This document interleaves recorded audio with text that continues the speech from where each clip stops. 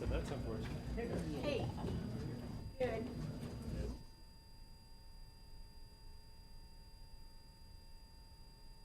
Good evening.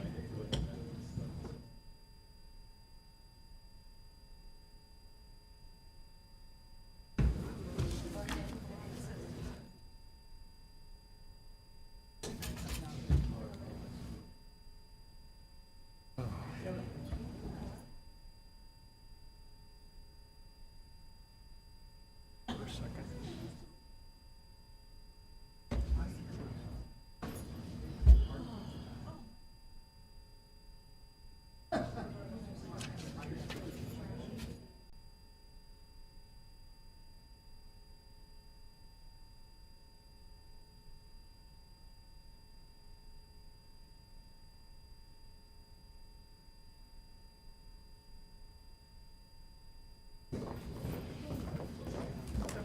So I will want to.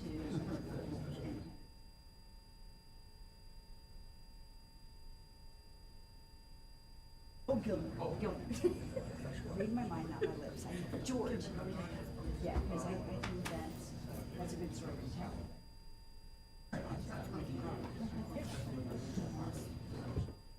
Thanks. Technically. Yes.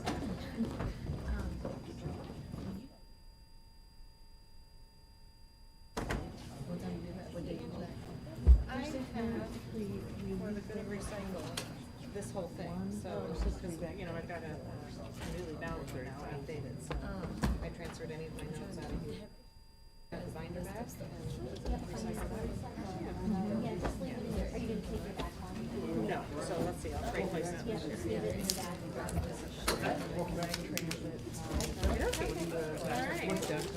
Transfer center. Gathering information about things like smart city initiatives, support down the road. So, if you had anything before the marriage or Still back. would they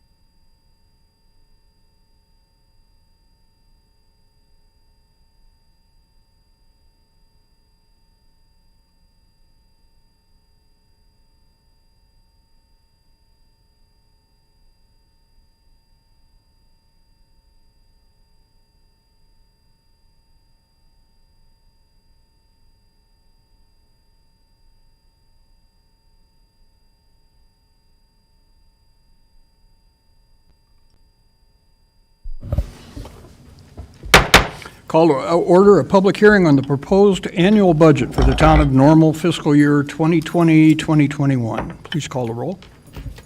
Mayor Kus? Here? Mr. McCarthy? Here. Ms. Cummings? Here. Mr. Nord? Here. Ms. Smith? Mrs. Lorenz? Here. Mr. Preston? Here. Is there anyone wishing to speak on the proposed annual budget for the town of Normal fiscal year 2020-2021?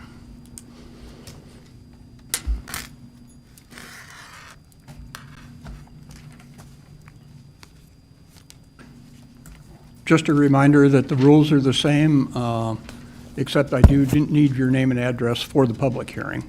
And 3 minutes is the time limit. Oh, I won't take anywhere close to 3 minutes, but thank you. Carl Sela, I've been here before, I'm from Normal. Just 3 comments on the budget. I find it inappropriate that the town allowed less than 2 business days for the public to... Can you get in a little closer on the microphone? I can't hear you. Sorry. I consider it inappropriate that the town allowed less than 2 business days for anyone in the public to go through the budget to try and come up with observations and questions. As such, my comments are very short. Second one is there's a line item for city manager's miscellaneous expenses or something close to that for well over $500,000.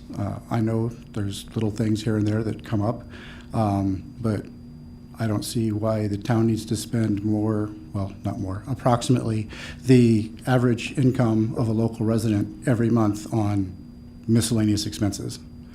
And the third comment, once again, CIRBN, in the budget it says this is what they do, and perhaps in its day it was a great idea, but now there are private enterprises available. I'm not sure if it's cost effective, but in either case, the town is incurring excessive risk by declaring them as public employees. That also creates a conflict of interest because public employees are not supposed to have sales contracts with the city, or town, sorry. And that whole situation just is inappropriate and should go away. Anyway, I'm sure you'll pass the budget regardless, but thank you for hearing my comments. Is there anyone else wishing to speak on the proposed annual budget for the town of Normal fiscal year 2020-2021? Mr. Ulmer.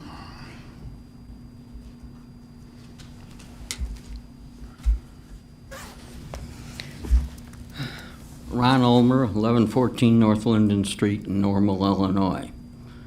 Illinois leads the country in outmigration as a percent of population. Since the Great Recession, Illinois' GDP has grown at the slowest rate except for the state of Mississippi. So we're 49th in growth. Illinois governments contribute to Illinois being one of the top 3 tax burden states. Tonight's proposed normal budget will reduce its economic growth from what it could be. The council ignores the unsustainable growth of total employee compensation, including pensions, greatly exceeding the economic growth of this state. Failing to address the pension issue forces Normal to frequently increase property taxes, which causes the flight. Additionally, the council lacks the courage to end the up to 2 semi-annual COLA increases, although other employers ended the COLAs decades ago. I recommend that the town, staff, mayor, and council be held accountable for any omissions or mistakes on the pedestrian tunnel project, not the normal taxpayers. I fear that no one will be held accountable for the mistakes or omissions on the tunnel project because no one was held accountable for the mistakes and omissions by Normal on the high-speed rail project that cost taxpayers between hundreds of thousands to millions of dollars more than they should have spent on high-speed rail. Once again, I'll review real quickly the failure that either engineering did not know the south track would be moved for 7 feet further south, or they knew it and didn't take it into consideration, but I don't think anyone was held accountable for this other than the taxpayers. Amtrak, ICC, and UP had not allowed a pedestrian grade crossing at a new station in decades.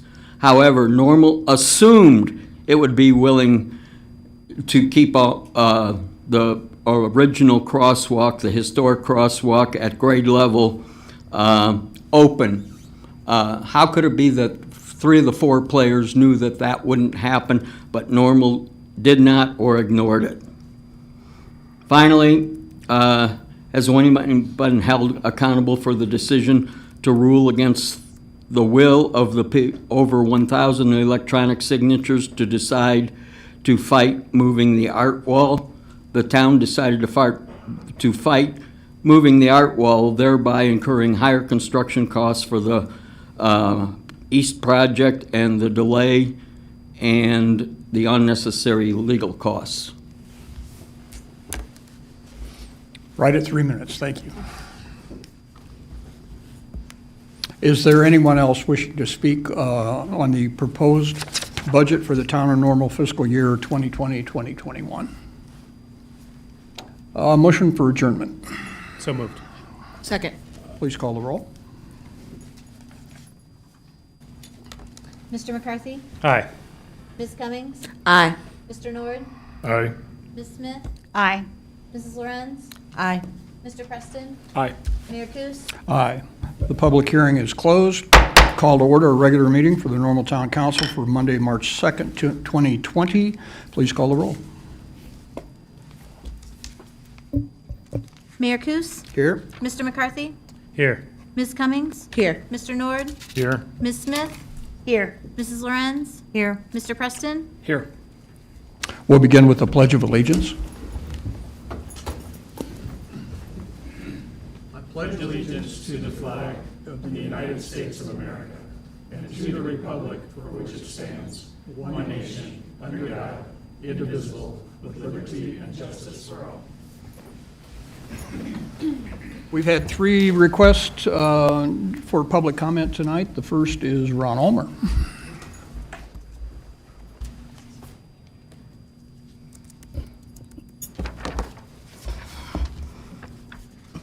Thank you.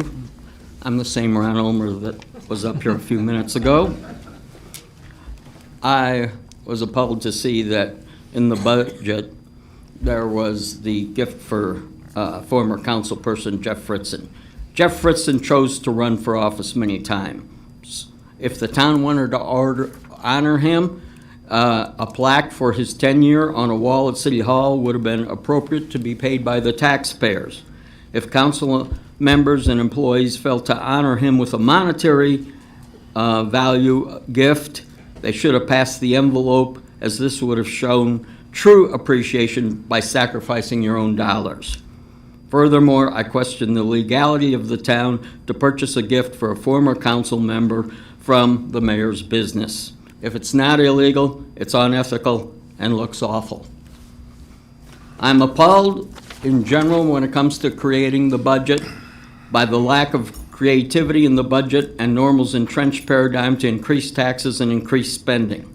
I and others have provided the council at public hearings with innovative ways to reduce the budget with no decrease in services.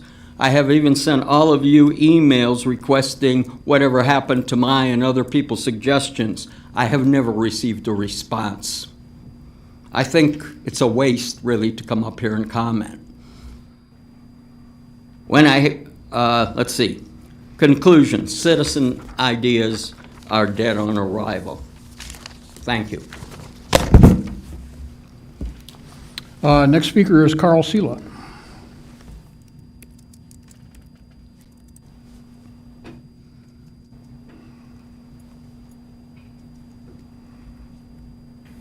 To paraphrase Ron, I'm the same Carl Sela who was up here a couple of minutes ago. I was very pleased to see the details of the cell phone tower lease. I was glad to see that the town is actually charging rent for something. It has so many leases and giveaways where it doesn't charge rent. It even had forward-looking aspects that were positive. Whoever negotiated that lease should be put in charge of all the leases so that we're not renting things for over market rate or renting them out for well below market rate. So that's one thing that I'm highly in favor of on tonight's agenda. Thank you. And last speaker is Doug Vansler.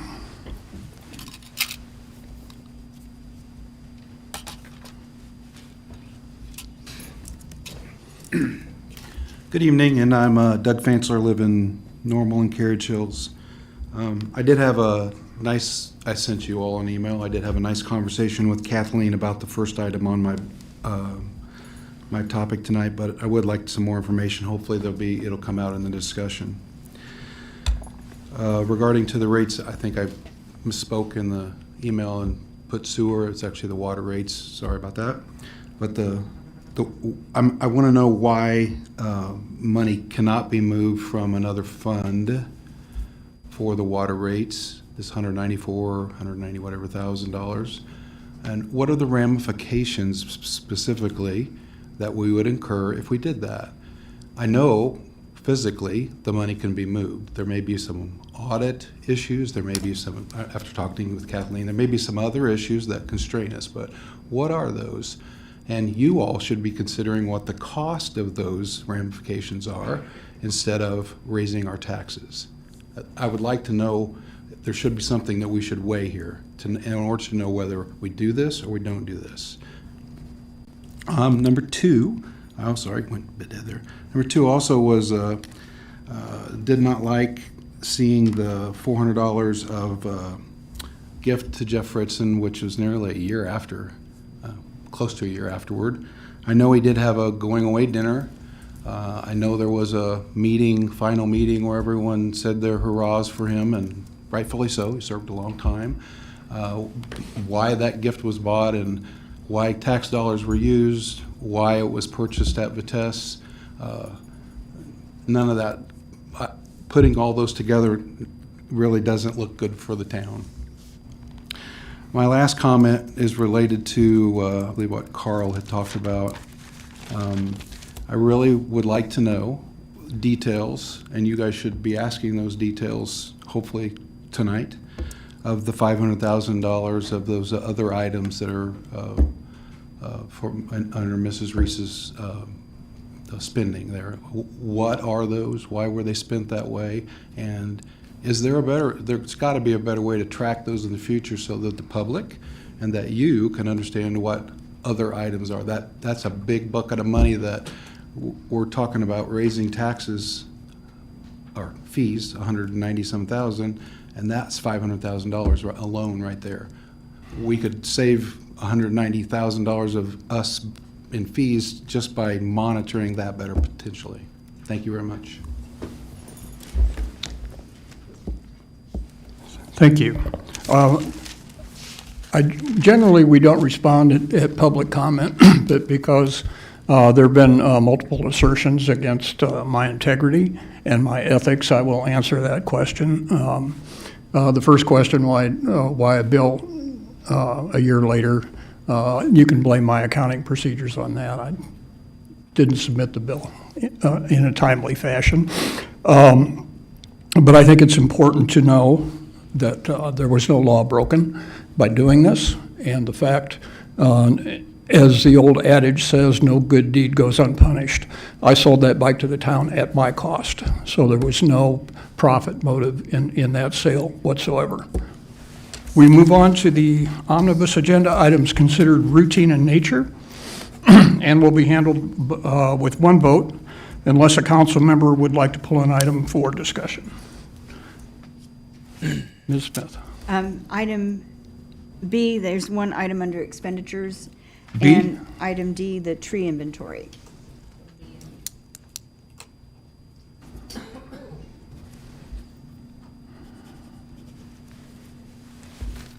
Mr. Nord?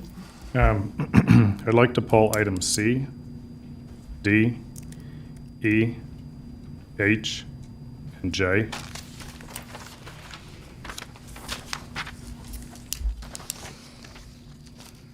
Let's make sure I got that right. You wanted to pull item B, C, E, H, and J. D. D's already been pulled. Okay. B is already. Oh, B and D have both been pulled already.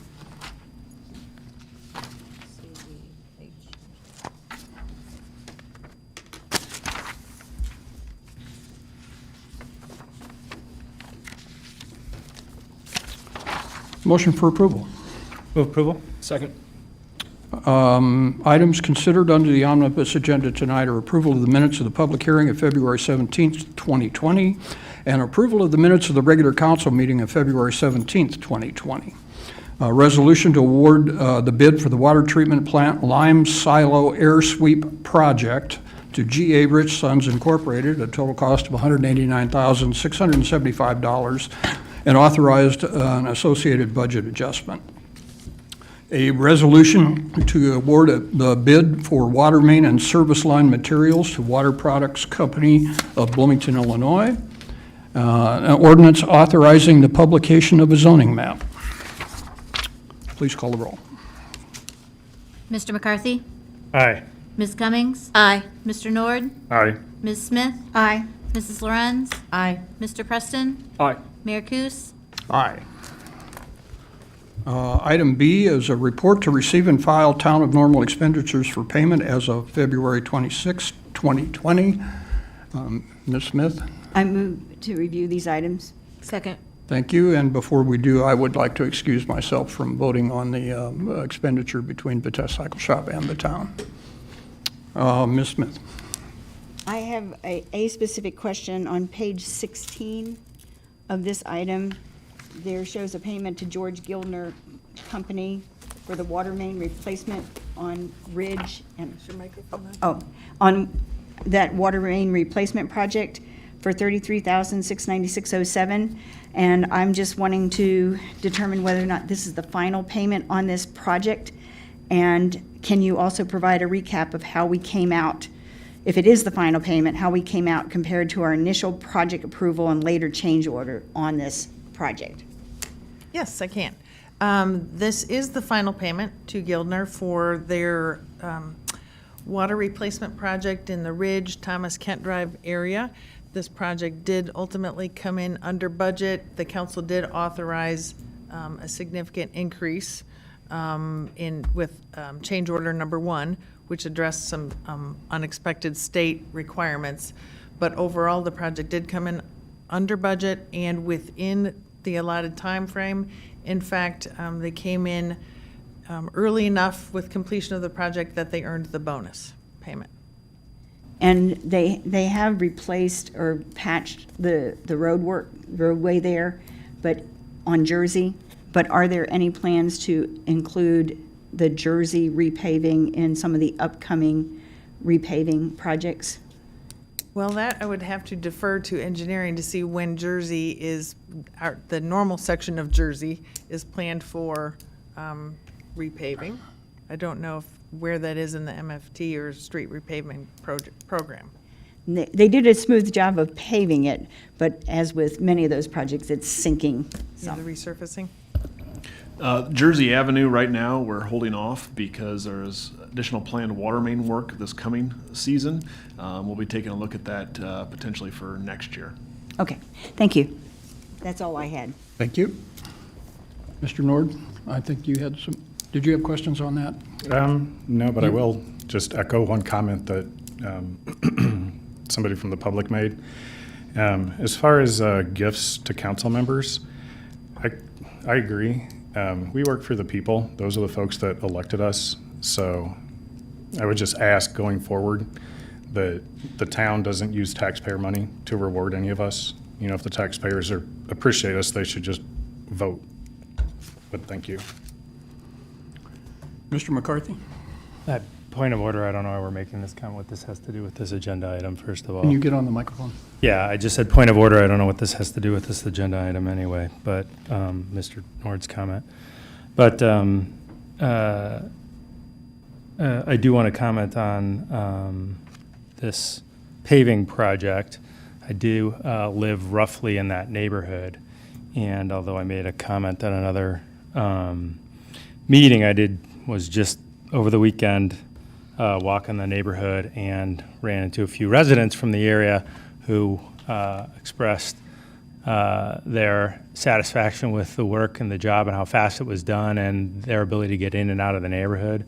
The construction crews that were out there, I think some were town and normal staff, but I think most of it was the contractor workers out there, just very complimentary about how accommodating the working contractors were and the workers were out there, and just really nothing but positive to say from the residents of the neighborhood that was affected. So just want to pass that along.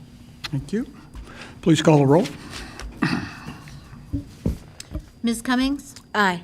Mr. Nord? Aye. Ms. Smith? Aye. Mrs. Lorenz? Aye. Mr. Preston? Aye. Mr. McCarthy? Aye. Mayor Kus? Aye.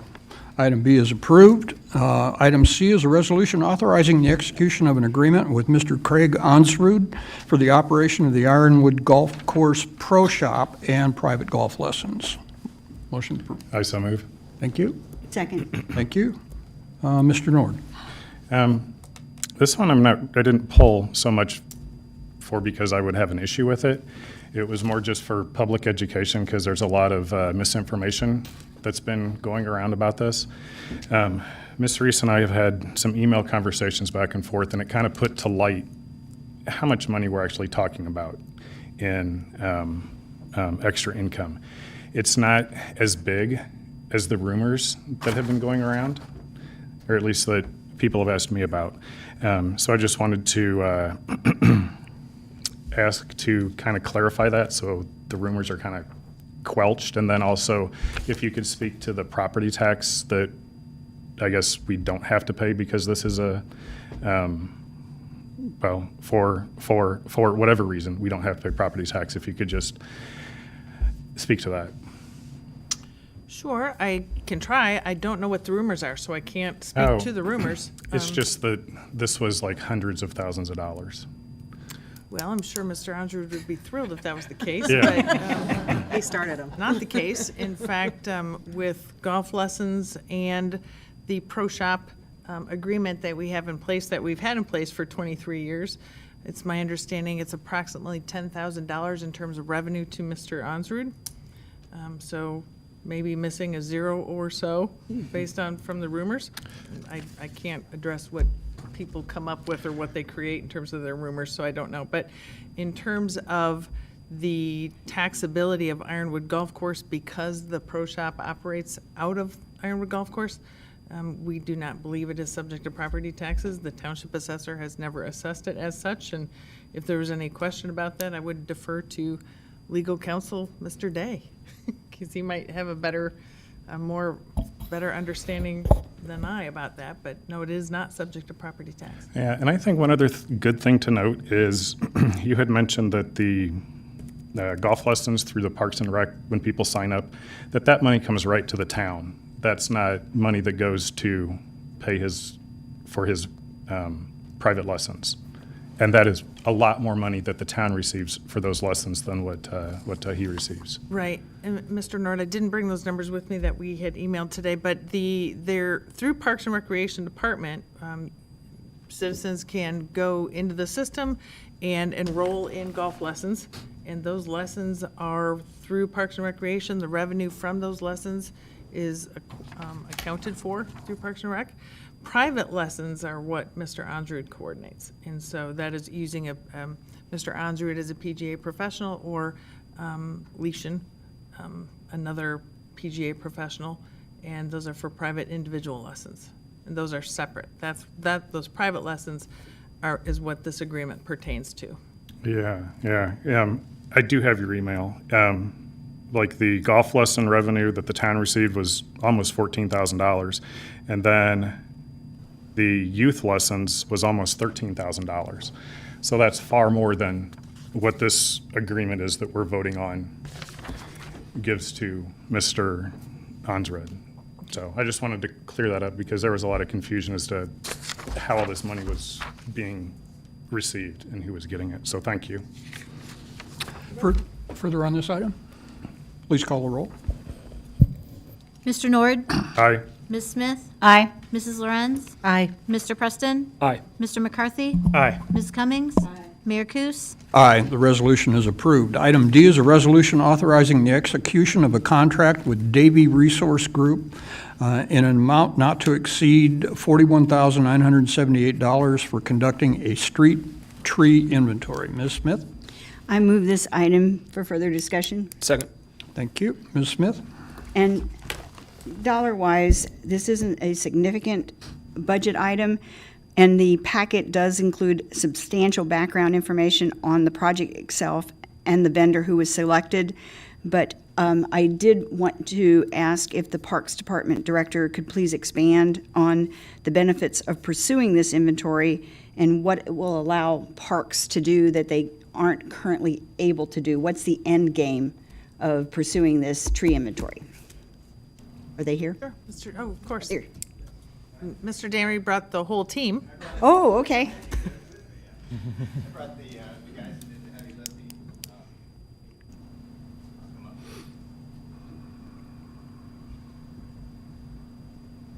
Coming with Mr. Damry, Mr. Kotlinski, the Assistant Director of Parks and Recreation over the parks, and Parks Supervisor Tyler Bain.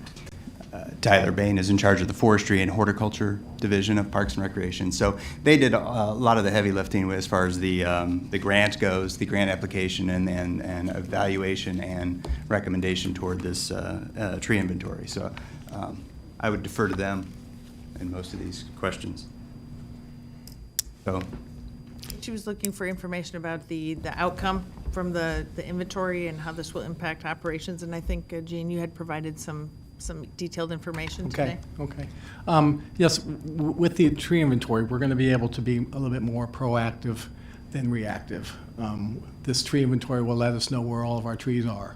It's going to be actually a physical observation of every tree on town property on the street right-of-ways. So this inventory will allow us to know our diversity of our species, the condition of our species, and this will allow staff to understand our urban forest, where our problems are, and where we can direct staff to. Instead of kind of reacting, we react a lot because what we see, get calls from homeowners on their tree and things like this. So this is basically going to allow us to really understand our forestry, our urban forest much better, and be able to react proactively instead of react.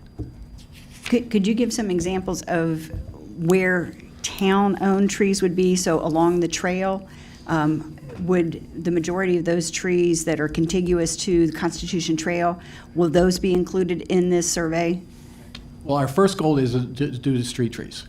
If we have time, because it's a kind of a time-sensitive situation, a way of getting our grant refund, our grant reimbursement. So our street trees are going to be the priority. So this is going to be all the trees that are in the public right-of-way between the curb and sidewalk, or anything along the city, right-of-way easement along the streets. So that'll be the priority of the project. And we get done with that. If we have time, we may be able to go into parks. Our goal is to kind of do this in a 2-year phase. Whatever we don't complete this year, we'll do next year in the way of parks and the Constitution Trail. And all of this is consistent with the town moving to being able to be proactive, as is done with the sewer department, scoping all of the lines and finding out ahead of time where problems are to plan ahead and budget for it. Correct. So this would allow the Parks Department to move in a similar direction to plan ahead and budget more appropriately for these expenses. That's correct. So this will also tell us where there are some planting spaces available. So we know where we can plant trees on city streets and things like this. So this will tell us really the diversity of our canopy. This will tell us where we can plant in our canopy, so we can increase our canopy. We've lost trees. We actually are taking more trees out than we're planting because of the emerald ash borer. I think we've kind of equalized now to that point, but this will give us opportunity to really understand our whole urban forest. And again, this is the first phase. This is going to be streets first. But if we get into time, we'll do parks. We'll get into some parks. And the budget does include the software that allows you to maintain this inventory on an ongoing basis then? Well, right now, the contract is for just to do the inventory. The first year of the software is free. Then as we get into the future years, then that will be a budget item that we'll have to address in future year budgets. Okay, thank you. A good example of the outcome, Bloomington did their inventory the past 2 years. So they have their full inventory on their website currently by the same vendor. So you have a good look at what the product is we're going to get from a public viewpoint anyway. But on the backside of it, there's going to be a lot more functionality for us in creating work orders and obviously data entry and that kind of thing as we go through the years, and being able to maintain that inventory and understand what it is. This is just really creating that initial benchmark so that we can build upon that as we move into future years. Thank you. Yeah. And Tyler may be able to kind of talk about some of the ecological benefits that we're going to get from this inventory as well. Yeah, I mean, we're going to be able to see the carbon sequestration from the trees, what oxygen it produces, the water runoff that'll help the sewer department as far as stormwater management, all that sort of stuff. I'll be able to be seen in this with the ecological benefits from this inventory, which I think is a good point for the public to see. That a lot of times people just see trees being put in the ground and don't necessarily equate it to something that they receive as far as benefits from the tree. But I think they'll be able to see that on this inventory, so it'll be good for everybody, I believe. Ms. Lorenz. Yes, thank you. So there's been a resident who has been watchful of some, the area around Beach and Shelbourne and some of the difficulty that we've had with trees taking successful root there. Will this kind of inventory be good news for that resident, that there's going to be more intentionality around watching where things are successful and not successful? Maybe if that resident is listening right now, this might be of interest to him. Yeah, I think it'll definitely we'll be able to keep track of the inventory a lot better and keep track. I think one of the biggest questions there is what's our success rate in our planting? And obviously, if you look at just that area, it doesn't look very good because for whatever reason, the environmental conditions are not working really well there. But I think overall, our success rate has been pretty good. And, it's hard to validate that because, we don't have that data that we are tracking some of that data the last couple of years, but it's not very firm. And so now we'll be able to track exactly when we're planning, where we're planning, when we're following up with other maintenance and so forth through the years. And then if we have to replace, we'll identify those areas much quicker. Good. And follow through on that. Okay, thanks. And I think more than anything with that specific, I mean, we'll be able to see, what species do well in certain areas. I mean, inevitably there are microclimates everywhere, right? So, in a certain area of town, the oak tree might do very well, and we'll see that in that inventory. And in another part of town, the oak tree just might not do well. We'll see all that data from this inventory. So. Okay, thank you. Thank you. Mr. Nord?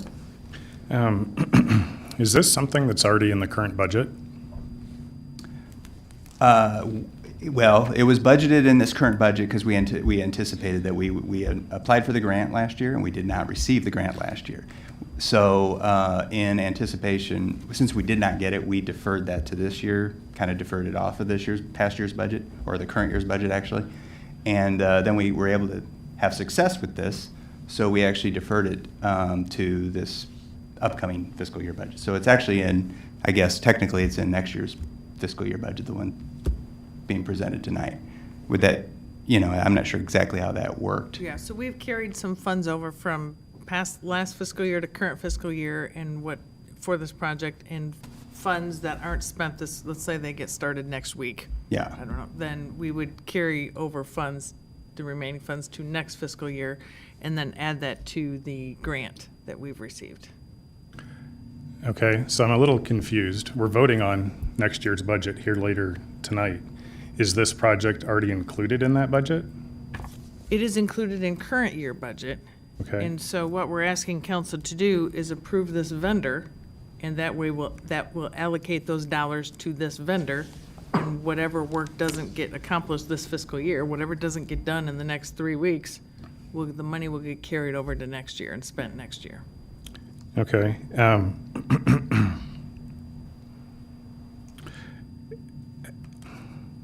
How is it determined that with all the other spending requirements that we have to spend money on in the town, that this is a priority?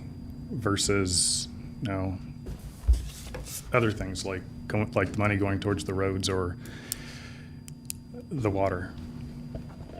Well, when the Parks and Recreation Department, like every other operating department, put in their budget requests in late summer, early fall of 2018 for the 2019-2020 budget, their scope of work, the things they wanted to accomplish, were entered into their proposed budget in terms of their requests, things they wanted to do.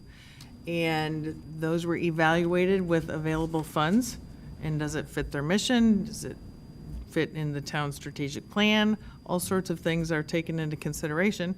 And if funds permit and we're able to accomplish a project that we find of value, then we recommend to council in our proposed budget that those funds be included.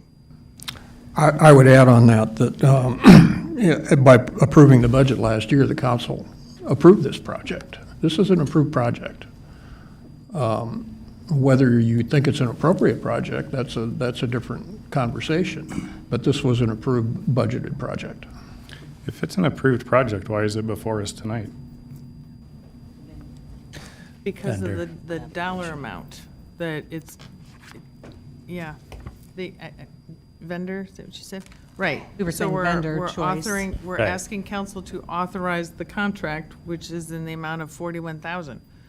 If it was $21,000, it wouldn't be before you tonight because we would move forward and execute the contract.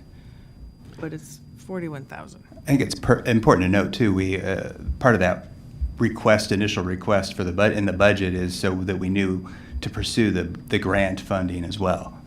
So we wanted to be sure to get grant funding to be able to move forward with this project help offset this expense. So we're receiving $15,000 of the $41,000 in grant funds. Sure, and I'm not necessarily against the project. It's more how the money's been allocated is what I'm trying to wrap my head around, because now we've got a budget for next year that if there are things like this that we didn't talk about in detail, that now it's going to be something we are approving by default by approving this big, huge budget without knowing all the details. That's where my questions are is, where's the money coming from? Because I understand the value, whenever the ash borer came out, if we would have known where it was, where all these trees were at, we could have been more proactive. And there's going to be something else come out as well. So I understand the value. Yeah, and that's a good example of being more proactive. We were just completely reacting to that situation, so. Ms. Cummings.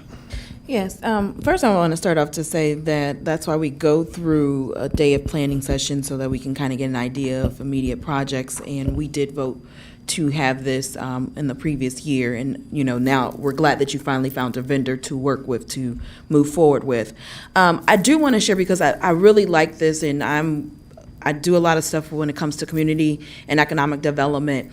And right now, in the space of community and economic development, specifically in community development, they're talking about the uses of urban forestry and green spaces. And Auburn University put out a good, what we call in the business field, a white paper, if you will, about urban forestry. And what they said that forward-thinking municipalities certainly understand the need for urban forestry, and furthermore, realizes the necessity for budgeting support for these types of things going forward.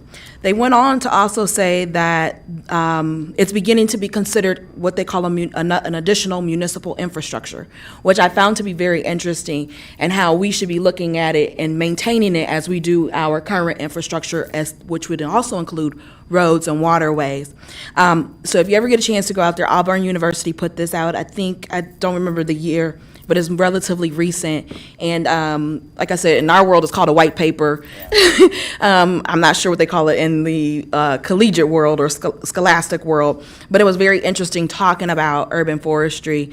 And so this is something that is coming about. One of the things I love about this town is we do think we have forward movement thinking when it comes to things like this. And I just applaud you guys on doing that. And I also applaud you for continuing to try to get a grant.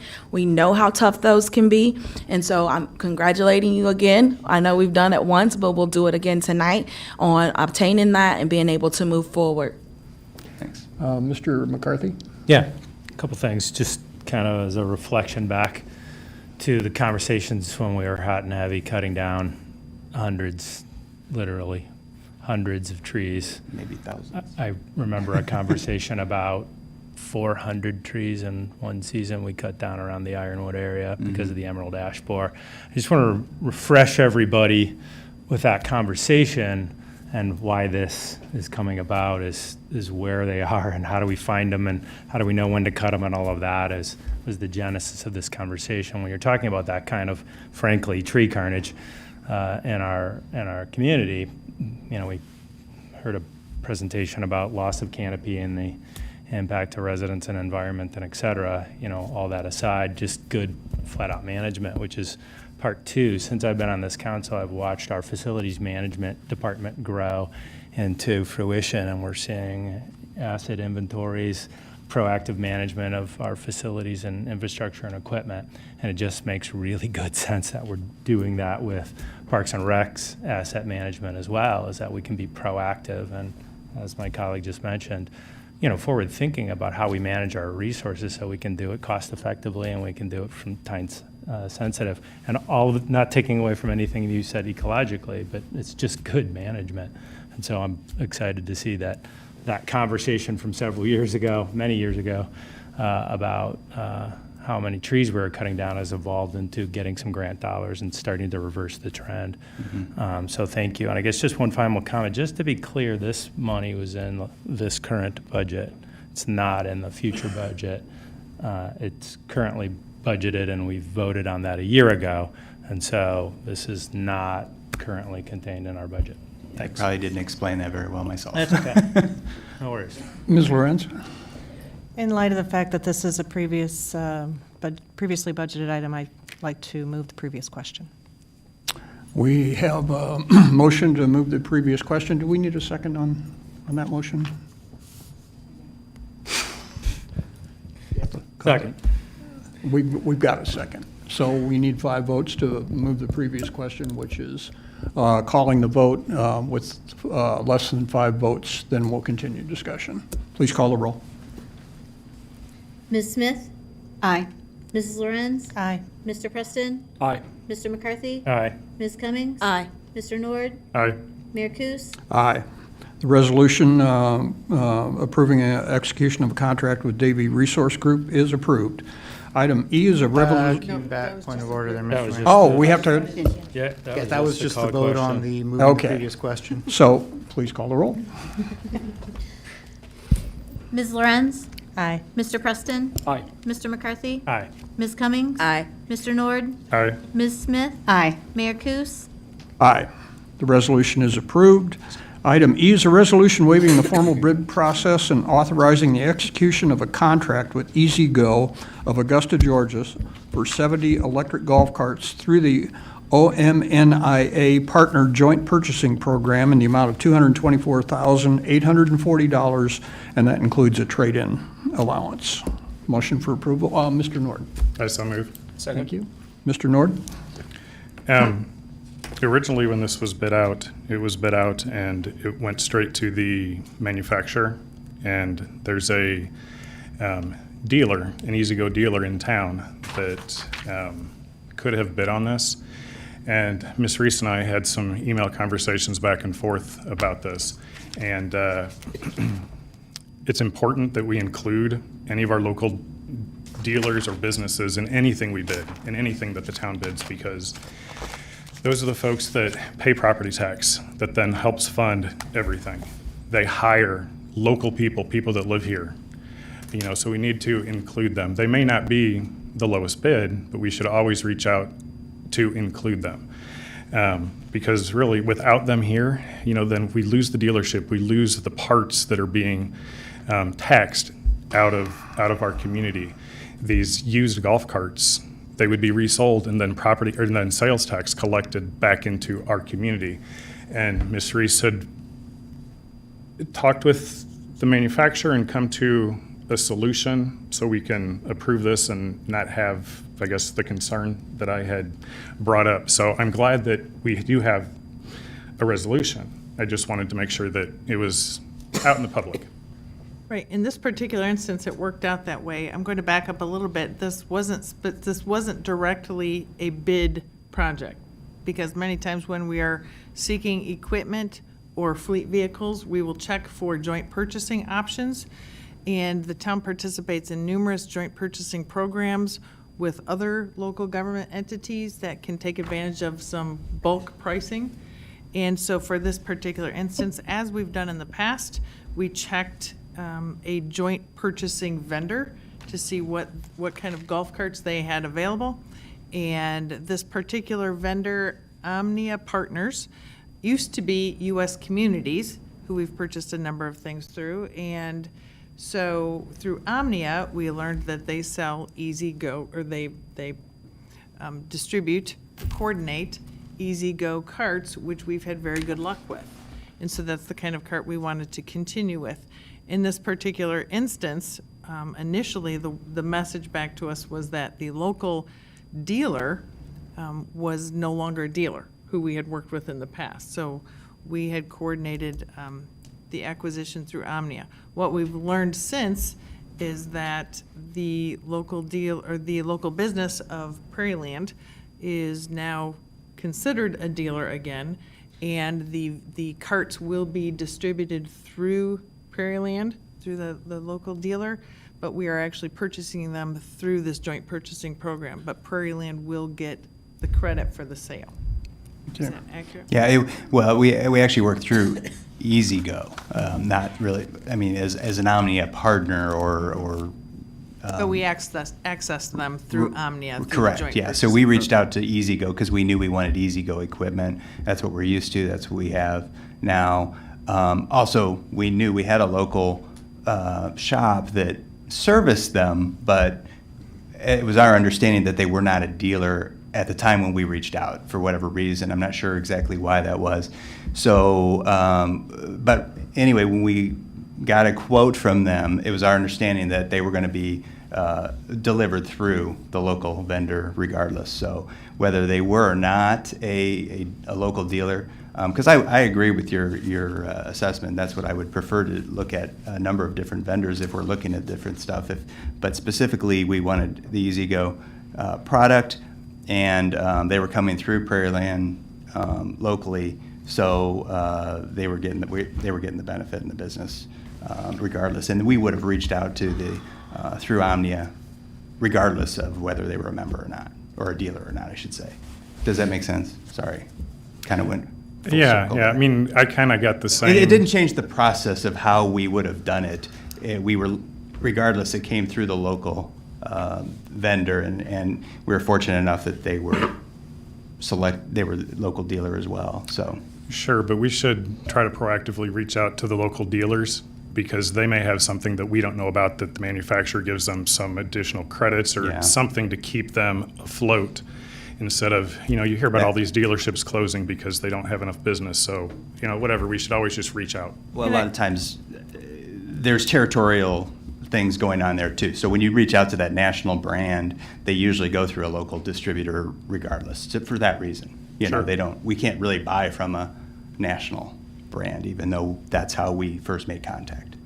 Generally, I will say that in many instances, when we purchase our fleet vehicles through the state joint purchasing program, we coordinate directly with the vendor who won the state bid. And usually it's not someone in the Bloomington-Normal region. But we try to see if local dealers can match price. Many times they can't, or it's not tit for tat. It's not the exact same vehicle. So many of our fleet vehicles come from other dealers because of the state pricing. Good, thank you. I will add to that to remind council that a few years back, we passed an ordinance that gave local bidders a 5% kind of bonus. In other words, if they were 4% higher than the lowest bid, they would win that bid to keep dollars local. So that is a concern. Please call the roll. Mr. Preston? Aye. Mr. McCarthy? Aye. Ms. Cummings? Aye. Mr. Nord? Aye.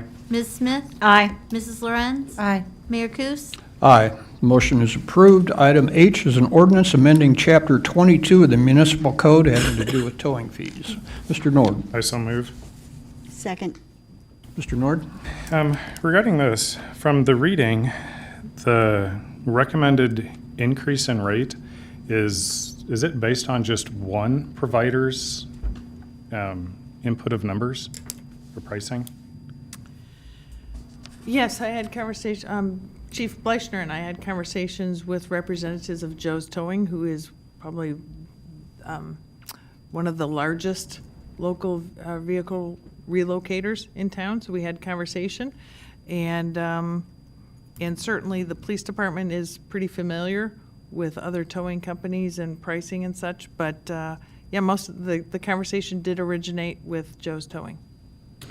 The police department has a contract, a 3-year contract that they exclusively use one vendor. And this is setting the rate for all vendors in town, correct? Correct. That this sets a maximum rate that vehicle relocation companies can charge. What was the rationale of not asking the other towing companies what their rates were? I think for clarification, we need to keep focused on the idea that that does not set the amount that the company can charge or will charge. In other words, if there are multiple towing companies out there, and if Company B thinks they're losing business to Company A, they can charge a lesser amount. This is just setting a ceiling on what they can charge. This is not setting a charge. Okay. So what was the rationale of not reaching out to the other towing companies to get their input on a ceiling? There was no rationale. We didn't. We checked with other municipalities, but I didn't check with other vehicle relocators because we used the police towing contract as sort of a baseline to compare.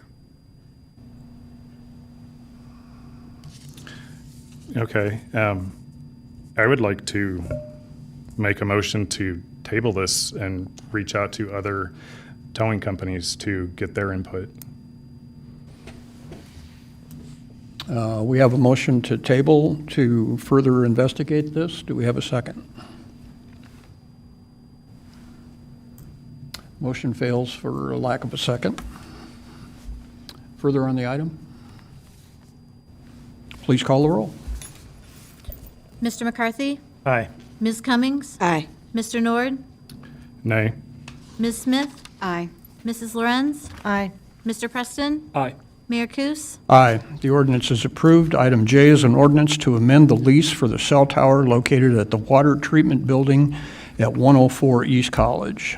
Mr. Nord, I so move. do we have a second? Second. Thank you. Mr. Nord.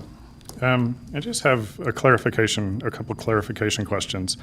I like the lease. I think it's in favor of the town.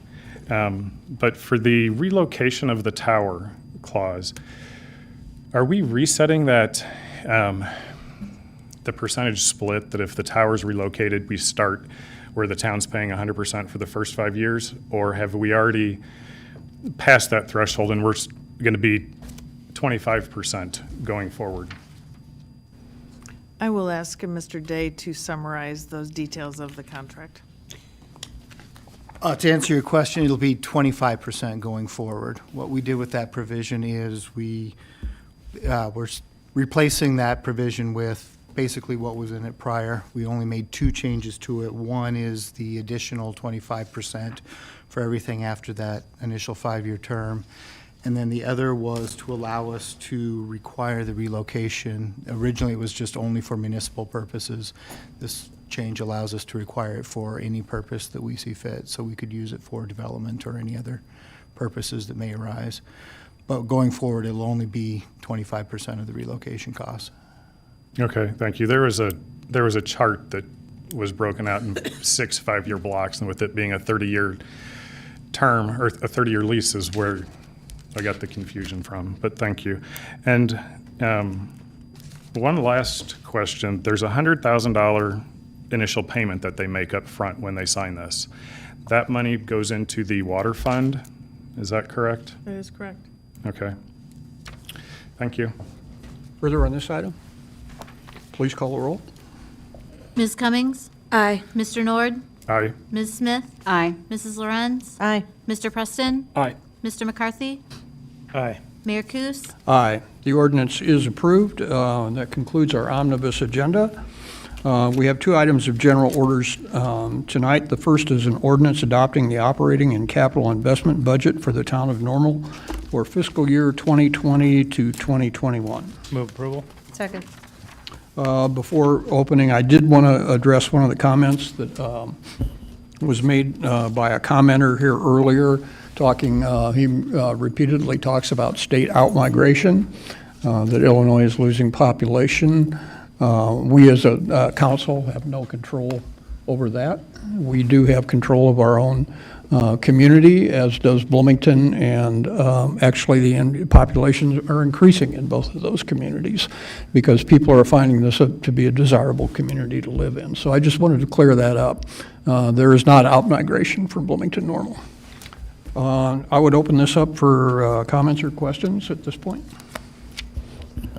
Ms. Smith. I have two items in response to some issues some citizens have raised. If we could please have a clarification from Ms. Reese on the line item, the $550,000 that is in the budget, and it is labeled as other. And another citizen had written in about the training and travel that has about $400,000 in expenditures. Could you expand on how much training staff is required to take?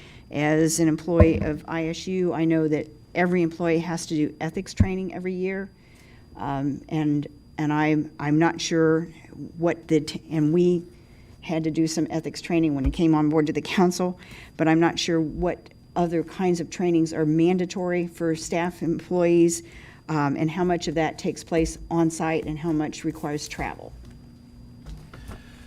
Sure, I'll give a summary. I don't have a broken out number in terms of quantity of dollars spent off-site, quantity of dollars spent internally, but I would say majority of training dollars are probably spent off-site. In terms of the $400 and some odd $1,000, and I guess I'm answering your questions in reverse order, but for travel and training, as a municipality, we have many staff who are professional and have professional certifications or licenses that require ongoing training. For example, we have professional engineers, we have CPAs, we have paramedics. We certainly want to make sure paramedics are well-trained and continue to be well-trained and maintain their certifications. We also have firefighters that have special response training, such as technical rescue team that requires ongoing training.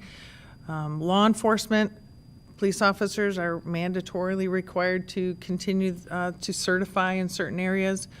Also, for public safety specifically, every time we have a vacancy and we hire a new police officer or a new firefighter, they go off to an academy and they spend up to a couple of months at an academy getting trained to be able to be effective law enforcement. So that cost that we incur for that is not only the cost of being in the class, but it's the expenses of living away from the community for quite some time. And then they come back and they continue training internally. We also have departments where we are trying to cultivate our future leaders. So we send some employees to professional development opportunities so they can hopefully become our next supervisors or our next department leaders. That is more discretionary and not required for certification, but is more along the lines of succession planning. And then, of course, we have mayor, council, administration, a number of other departments that we participate in programs to represent the community, to advance our professional development, and we believe that it's very, very beneficial to the organization for that. So those dollars are significant, but we think they're an investment in our staff. And for those employees that we're doing that as an investment, it's is equally as important as those employees who we want to maintain their certifications. I would add to that, I can't think of an organization or a business, including my own business, that doesn't have a line item expense for training. In my business, I have to send my people off to get trained on the latest techniques and equipment. I know in not-for-profit organizations, there's training involved. The idea that an organization can function without some kind of ongoing training, that just doesn't make any sense to me. The other comment I didn't mention, though, was the $550,000 in a specific line item. It's under the administration budget, but it's called general expense. And that general expense line, or budget, I just closed my budget and I didn't pay attention to the page number of the budget, but that is organizational related expenses in that the general fund covers. The $550,000 is a contingency, and that's a contingency line that offers the town the ability to react when opportunities arise or when unforeseen situations occur. Then we have some flexibility. So in past years, I appreciate the heads up, so I took a quick look at some past budgets. In fiscal year 2015, 2016, we had a $430,000 contingency in 1 year. Years 2 through 5, we budgeted $750,000 each of those years. In 2016, 2017, the adopted budget showed a $750,000 contingency. So for a couple years thereafter, we did not have a contingency because that was part of our budget cuts. So that was part of our belt tightening, and we may or may not have been able to react to opportunities when they arose. It just depended on if we wanted to dig into our reserves at the time. So what this $550,000 does is it provides us the ability to be more flexible when unforeseen situations arise or opportunities arise, and we then don't have to dip into our reserves. So this contingency line item is in advance of dipping into reserve funds, Correct. and it's left as an unspecified amount to provide for the opportunity to respond to a situation that may arise. Right. Some situations that have arisen in the past were when the state announced that they had put some grant award programs for Parks and Recreation. And we hadn't budgeted for a capital investment project, but we wanted to take advantage of the grant opportunity, so we maybe used a little bit of contingency for our match, that kind of thing. Ms. Lorenz? Yeah, I was on the radio this morning as part of our regular Town of Normal segment on one of the morning news shows, and this issue came up. And so I spent a good number of minutes of our allotted time talking about this, and the way I described it to the radio hosts was this way. The contingency is not a slush fund. It's really meant as what I told the radio hosts, some financial advice that I give my 20-somethings, because I got the same advice from my parents. And that is, always tuck away an emergency 20 in your billfold. Don't plan on spending it, but if a situation arises, your credit card doesn't work, your debit card doesn't work, you suddenly need cash, there's no ATM, you got a little contingency to get through what might be a difficult situation. Similarly, if there's an opportunity, if it's a good one, maybe dip into that. But the intention is really not to spend it unless, in our case, a catastrophe of some sort, an unthinkable. And yeah, it is a line of defense before you dip into the reserve. And so, much like I tried to give that advice to my kids, good, prudent financial advice, I think we're doing the same here as the town. And when you take the 550 and divide it into the total budget, it's less than 1%. And, if you were to take, what are we, a population of 50,000, roughly? If you were to 55, well, it turns out to be $10. So we're basically tucking away $10 in every person's billfold for just in case. And that seems like a reasonable amount of money. Not excessive, albeit $550,000 is a big number to me and probably to all of us in this chamber. But in perspective and in relation to the budget size that we're talking about, it's not excessive. And I think it's actually good, prudent financial stewardship. Further on the budget, Mr. Nord? With the contingency, when it was in the budget in the past, was it spent? Generally, yes. Okay. Then what's the difference between putting the contingency in the budget versus just putting the money in reserves and asking council whenever you need a little bit of money for a project that has come up that we didn't know about, or?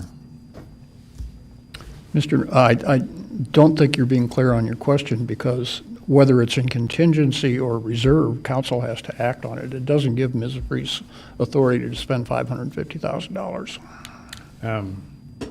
You are able to spend $24,499 at a time without council approval. Yeah. Yeah, I mean, so I don't understand the difference. I mean, regardless of that, I don't understand the difference of having it as a contingency versus just putting it in reserves. Because if you need the money, you're gonna come back and ask the council anyway. I don't understand the difference. I guess I would suggest it provides better financial planning, because we're showing the opportunity to spend up to about $500,000, maybe $550,000, and we're reflecting that as a potential expense. So when we look at our fund balance goals of a 15% reserve, then we know if we've made our goals. We're planning on this. This is a fiscal plan. So to me, it's prudent to plan accordingly. Sure, I'm just at the mindset of the harder it is to access that money, the harder it is for us to spend it. And if it's available either way, I would just as soon have it in reserves, because to me, it's a harder way to get to that money. Even though you're saying it's not, it's just a vote. But that's my 2 cents. Ms. Cummings? I'm going to kind of go backwards a little bit, because Councilwoman Smith brought up a good point of something that happened recently. I ran into someone who now work at State Farm, but they were previously employee here, and they were with their current supervisor, and they said that they became very marketable and a hot commodity because of the training that they received here at the town. So I'm always for and support of us putting monies to the side for training and development. Because of that, we have somebody who is now looked at as a very highly marketable person who came from first starting with the town. Next, I think that it is well planned out, and one of the things that is often looked for when they look at our rating, when we're going to be rated, is how we do have a contingency plan, and how we have set aside emergency money or monies for in case of an emergency beyond just what's in our reserve. So I am glad that we have that and we think forward. It was hard to be okay with the years that we did not have one, but we understood why. But even though we still successfully received our AAA bond rating, who's to say that we could have continued in that vein? So I am glad that we're back in a place where we can put that back in our budget and be mindful of it, because we never know. There has been communities who actually have had disasters, did not have contingency money, and were not able to respond appropriately or accordingly in the manner that they should have. Mr. McCarthy?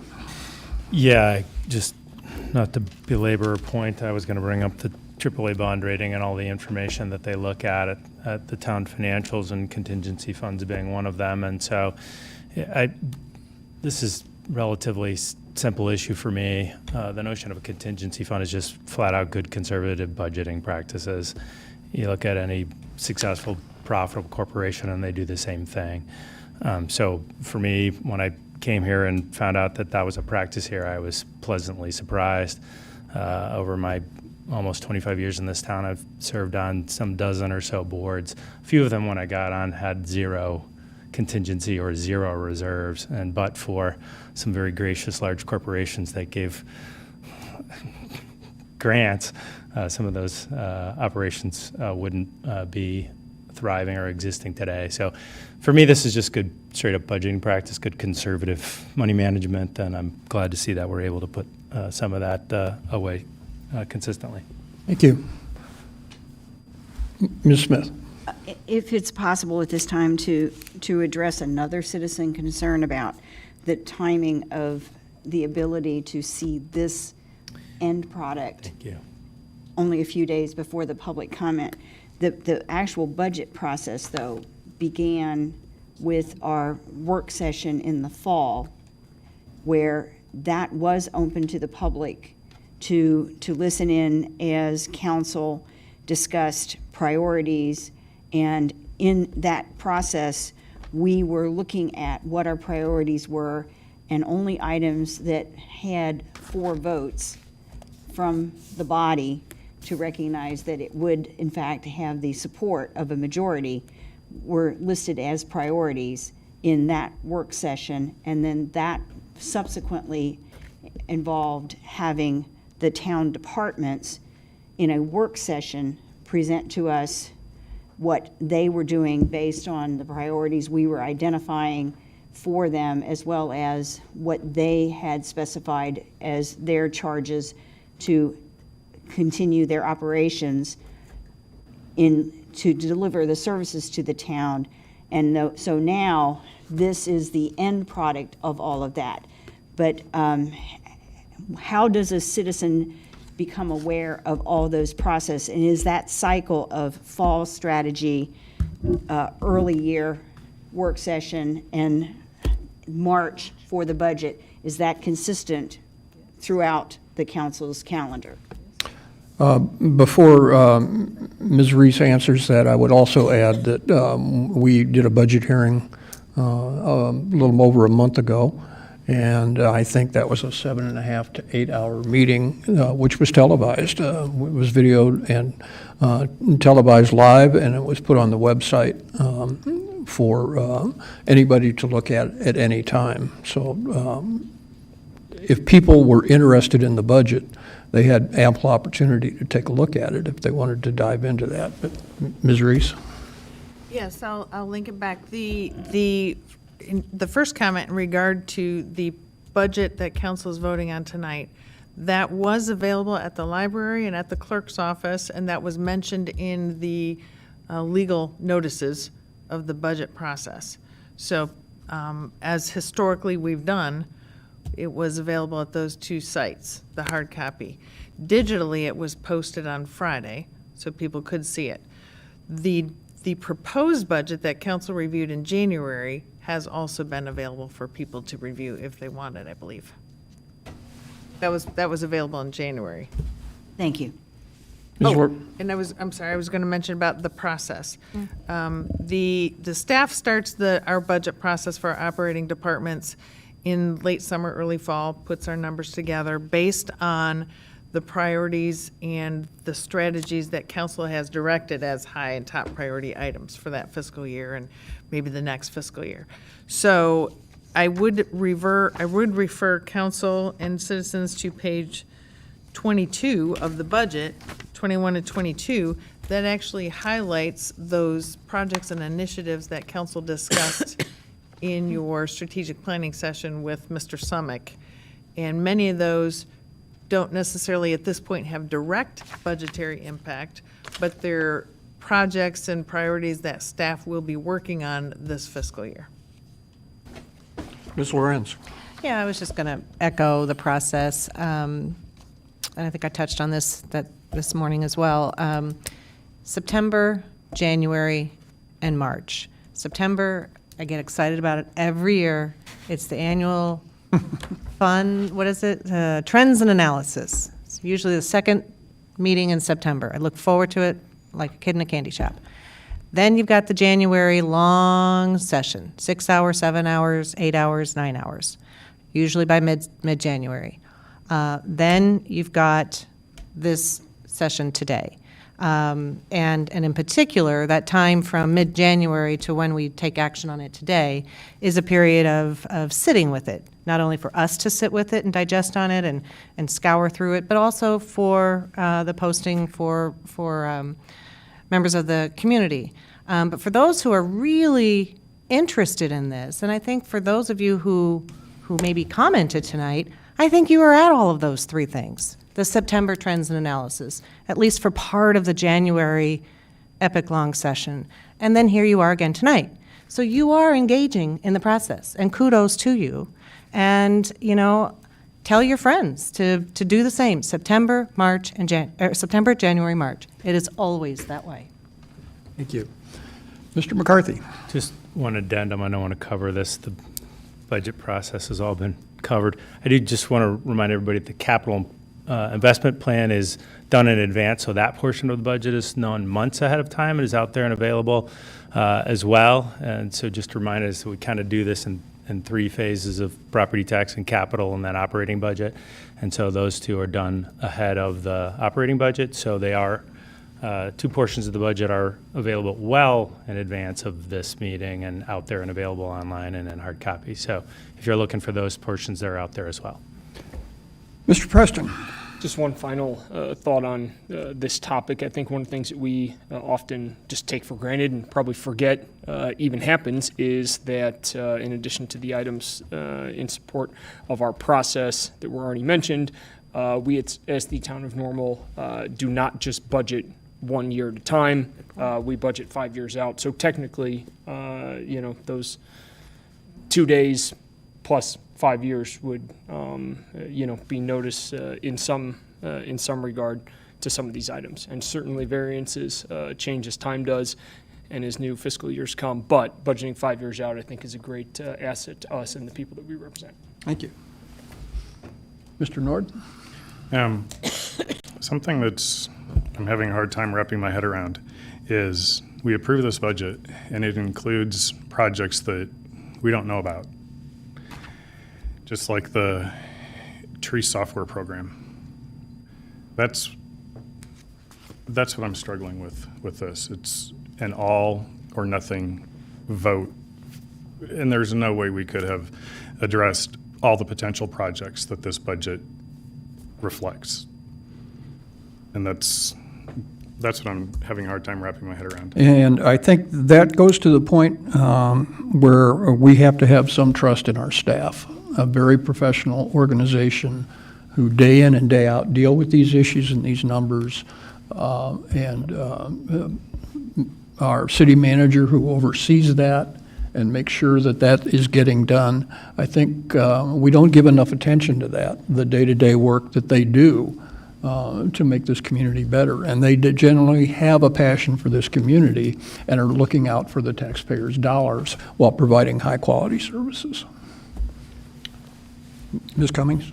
Yes, I have to say this because, because I do believe in our staff and their abilities, but I've also sat on several boards, and never have we ever gotten to the very specifics of a budget. We wanted to know what you need, and at a high level, what you need it for. What is your mission? What is your vision for whether we did 1 year, 3 year, or 5 years? And so I think we do that with the town as well. We entrust that you know what you need to know, you know what you need for your area, and you provide. And I'm quite sure supervisors have reported it up to those who are serving at a higher level. Or director for their area, and then that gets up to Ms. Reese, and I'm quite sure, and when you have your retreat, you all talk about, what's necessary and what you need to include. So I feel like we know what we need to know, and that we don't see anything that doesn't fall outside the line of the vision, because we're the leaders and we provide the vision to them. And so I think at this point, we should be able to not micromanage, but allow them to do their job that we hired them for. We have very knowledgeable, very experienced people who work for this town, and I'm grateful for that. Thank you. Further on the budget. Please call the roll. Mr. Nord? No. Ms. Smith? Aye. Mrs. Lorenz? Aye. Mr. Preston? Aye. Mr. McCarthy? Aye. Ms. Cummings? Aye. Mayor Kus? Aye. The budget is approved. Item 8 is an ordinance amending Division 7 of the municipal code having to do with water rates. Motion for approval. Move approval. Second. Before, I'm going to open with some comments on this, I think are appropriate. We, as a council, a number of years ago, implemented this notion that we would raise the cost of water delivery and maintenance incrementally, year in and year out, to avoid a situation we had a few years back where we weren't doing that, and we had to come in with a very, very tough increase on water rates that shocked a lot of people.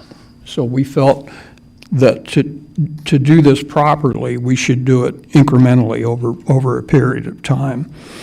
The water fund and the sewer fund are enterprise funds. And what that means is what those dollars are is the actual cost of delivering and maintaining service to get water to your home. There's no fluff in that fund. It's what that costs to deliver water. It's been referred to as a tax. I don't see how delivery of water is a tax. I think that's a service that is provided. Some communities get it from privately owned water companies. A lot of other municipalities like us own their water systems. That's a story for another day. Well, I lost a thought and I'll come back on it, but would anyone else like to speak on this? Yes. I believe the question was also raised about what are the mechanics involved if we were to pull budget dollars from elsewhere to subsidize the enterprise fund that delivers water. What would be involved in that? Is that an accounting issue? Is that something that we would have to approve that is contrary to normal practice, or does it involve more than that to allow that to happen? Well, certainly we are capable, we have the ability to move money between funds. Staff would say this is absolutely not a best practice, and we would not recommend moving money from the general fund to support one of the enterprise funds. The enterprise funds have been functioning for decades and decades, and based upon predicated on the assumption, and they were created as enterprise funds with, as Mayor Kus just indicated, revenues supporting expenses. So consumption and being charged for consumption is what's reinvested back into the system. If we were to take money from the general fund and move it over to the enterprise fund in order to avoid a fee increase, I don't know if that would be a one-time thing or a multi-year thing, but if multi-year, then certainly you have voided the enterprise fund, how it was established as being a utility. Both the water fund and the sewer fund function as utilities, and that's why we have been very cautious over the years to manage those separately from the general fund. Self-sustaining. Correct. And in terms of the rates, we had this discussion about, do we in fact have a minimum rate that is a flat rate for minimum use, or is from gallon one, is somebody charged the same proportion for the water that they used? Mr. Burkhart can answer that. We do have a minimum, but I can't remember what that amount is. The minimum charge is basically that system maintenance fee. So even if a homeowner doesn't use any water for 2 or 3 months, there's still a cost to maintain that system and provide access to that water, whether it's through maintenance of the water mains, maintenance and upkeep of the water service. So we maintain that copper service from the water main to the right-of-way at that house, plus also that individual shut-off. So that's kind of the minimum charge. And then your question on water use, we bill per 1,000 gallons. Typically, there's two standards in water billing. You bill per 100 cubic gallons or per 1,000 gallons. If you picture the odometer on your car and say you log it the first day of every month, how that number moves is just like your water meter. So if you start the month with a brand new car and it's at 0, and you get to the first of the next month and you've gotten 3,645 miles on it, you're charged for 3,000 gallons. That 645 miles or gallons stays out there and it accumulates again until it just continues to roll to the next 1,000 gallons. So you're always, we read the 1,000 gallon digit, that's how you're building per 1,000 gallons. So you're ignoring those three other figures? Yeah. Kind of another way to look at it, which isn't a good way to look at it, the first 999 gallons are free. You're charged for that that next gallon. That last gallon's a killer. Last gallon. I'm not sure we're soluble at that approach. Yeah, so but, if you kind of picture it as again, the odometer on your car, that's the exact same thing that how we read and bill. Thank you. My thought came back, I would add, a lot of times people look at government expenses as they're held in a vacuum. And we face price increases on our delivery of services, our chemicals that we use to treat your water. Those prices are not fixed for eternity. We have to struggle with that. And if you look at this year's inflation rate at 2.48%, compared to our 2% increase, we're actually a little lower than where we should be. But we thought 2% was a prudent number going forward to maintain the service and deliver at a high quality level. I will say that there, in my time at U.S. Conference of Mayors, communities that have had private water services and had public water services that they didn't maintain effectively, and we're facing some significant crises in their communities in terms of their ability to provide water on a very reliable basis. So the fact that we are proactive on this and we are maintaining our system at a very high level ensures that people are getting their best bang for the buck for their water bill. Mr. Nord? We just approved a lease for the cell tower, or for the radio tower that's there. And with that lease comes $100,000 up front. What's being proposed is a $191,000 increase. So with that $100,000 that the water fund just got, now we're at a shortage of one time. Yes, one time. I'm only talking one time. I'm not looking for this to happen every year. But so now we're down to $90-some thousand. When we had our budget conversation, when the water rate conversation came up, I took the conversation as, do we want to do this? We've got a 20% surplus or a 20% reserve, and this may not be something necessary that we need to do. And I fully trust that town staff can find $90-some thousand if we choose not to raise the water rates. And the water bill is something that you have to live in Normal to feel the impact of that. The people that are coming into Normal to go shopping, they're not the ones paying those bills. So to me, the water bill is something that the people that live here year-round are going to feel more than other taxes. And I will reiterate, this is not a tax. It's the cost of delivering a service. Mr. McCarthy. Yeah, I guess a couple of different thoughts. I guess going in reverse order is just, I think this that was provided in our packet is a very telling graphic about where we are today versus the course we're on, and even given the funding model that we're using, we're going to get behind on our targets. And so it's not that we're funding some gigantic pillow of excess, is that we're actually, on our current funding model, not going to be keeping up. And I'm going to go secondarily a little deeper than you did and tell a couple of stories. One, Ms. Lorenz and I had the opportunity a few years ago to be out in Washington, D.C. at an innovation conference, and we were standing around talking to New York City, L.A. was there, somebody from China, don't ask me where, and a few other smaller municipalities, and they were talking about water systems. And I got to tell you, man, that was a pretty dismal conversation. It was terrible. Everybody was telling us about how many tens of millions, and one was in the billions, behind in their water systems they were. And then they looked at us, and we kind of looked at each other and said, we're doing okay. And the joke among everybody there was said no water system ever. And so I just want to level set here for a second. Here in Normal, we have a water system that's been well managed and well funded.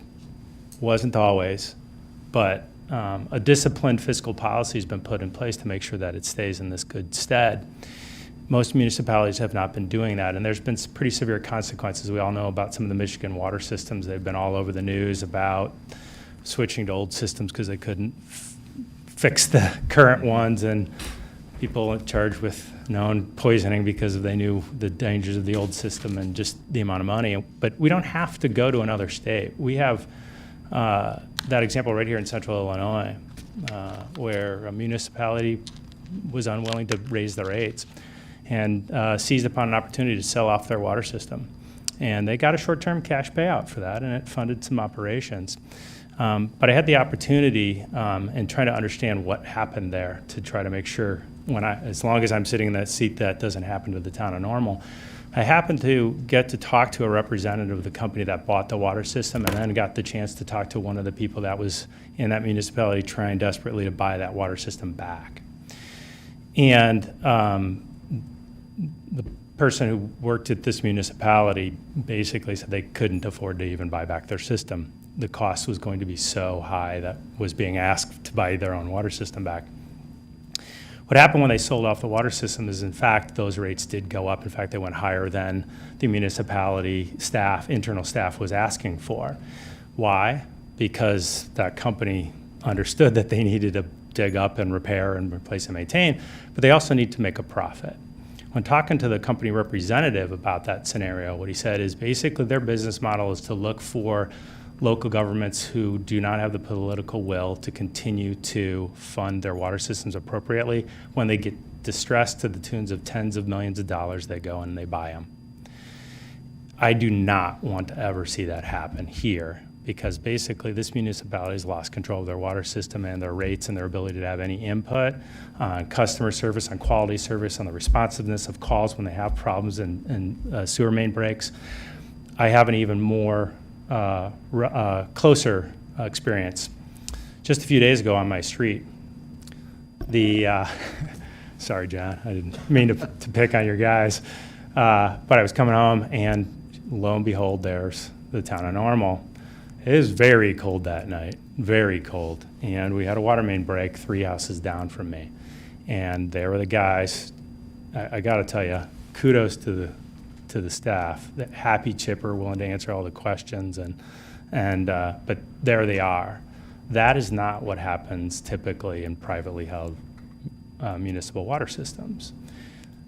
Make no mistake, that is the conversation we're having here tonight, is are we willing to continue to invest to maintain our system and keep it going and keep ahead of it, or are we going to choose to disinvest in the system? Because if we're not keeping up, and even at our current funding, we're going to fall behind our targets. And so that's the hard political will question tonight. This isn't a fun thing. This isn't, an easy thing.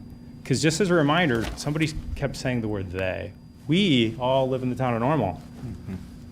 I write a check for my water bill just like everybody here does and all the other citizens do. But I am not willing to let that happen to the town of Normal while I'm sitting on this council, and to its citizens, to lose control of the water system and lose control of the rates and what they pay and get behind. So I'm going to support it personally, but. And a question for Mr. Burkhardt that I'll get the answer from afterwards. Why is it water mains always break when it's very cold, late at night, or weekends? Haven't been able to figure that one out. Mr. Preston? Yep, thanks, Mayor. While I would certainly agree that with Mr. McCarthy's assessment that I don't, and I would assume none of us up here want to see our water system maintenance and condition get anywhere near the point in the stories that he referenced. That's not what we're talking about tonight. We're talking about a 2% increase that's $193,000. That does not have the impacts of that, and I think that's a positive thing. One of the things that I wanted to ask, I guess, for a little further commentary on from staff is, as was referenced earlier, in our budget session back in January, the comment was made by staff that the water fund is healthy this year, and that the 2% water rate increase, if that did not go into effect and rates stayed steady at where they are, that would be a course of action that could happen this year without much impact to the health of the fund, if I'm summarizing that correctly. So further commentary on staff from that, Sure. since that was something that came Sure, up. I think that statement was made, that is an accurate statement, in a theoretical fashion, all predicated on the assumption that there would be an increase next year, but also reminding council that we have already identified that the fifth year is going to be a problem. So if we only have 1 year perspective, fiscal year 2020/2021 could be fine with no rate increase, but then it just potentially kicks the can down the road. And are we going to have a for sure rate increase next year we don't want to wait until fiscal year 24/25, even fiscal year 23/24, before we start addressing some longer term problems. And frankly, we've been very pleased with the turnaround of the water fund in the last 10 years or so, because the council may recall that there were a number of years when we were very concerned and we were unable to invest in capital since those significant rate increases over multiple years that council had authorized. It has generated a $25 million investment in the system since 2011.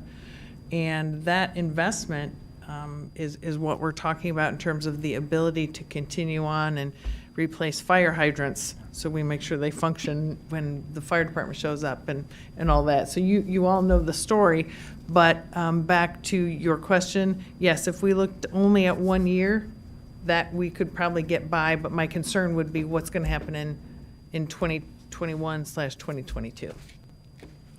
And then just one more question for staff, if I could, Mayor.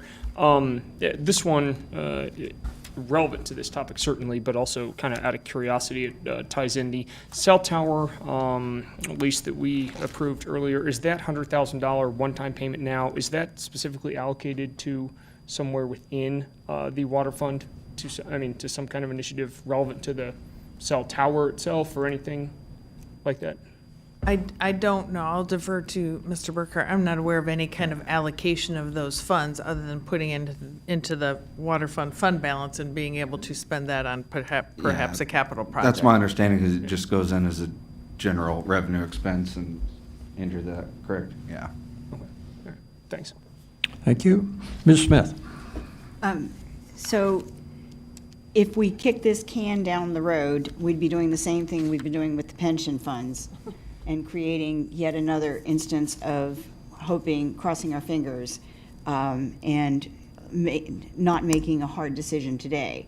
But to address the other side of the issue where there may be concern from citizens about, I don't know that I can afford to pay my water bill, that switching to the monthly billing did allow for some relief from people's, because when you had the increases in the trash and the water on the same bill and it was only coming out every 2 months, that was a shocker. And so the monthly billing has helped with that.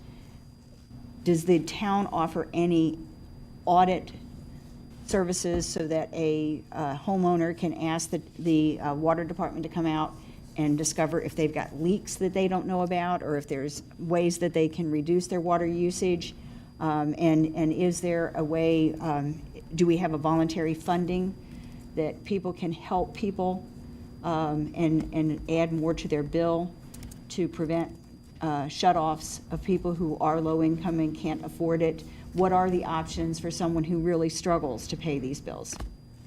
Sure. We do not have a pot of money as sort of a scholarship kind of program, you know, to support people who maybe are in need, but we do direct those customers to other services that can help. But in regard to what we do with customers, we try to be full service. And I will let Mr. Burkhardt explain to some of the steps they go through to help citizens in terms of high water bills or a potential leak, running toilets, things like that, that we discover that we notify customers of. I'll let you explain some of the things you all do. Yeah, so through the billing process, there's kind of an audit to look for anomalies in somebody's use. If that's caught before the bill goes out, we will notify that homeowner that your bill is up significantly, it's up marginally compared to where it's been in the past. We kind of leave that up to the homeowner when we make that notification. We do provide a service that's free of charge, that we'll go out, verify that the reading on the meter is correct first and foremost, and then walk through the house, check toilets for leak, look at sinks that are leaking, tanks that are too full, the toilet tanks. Sometimes we've come across where somebody's accidentally left a garden hose on, whether it's a kid. So, you know, we find those.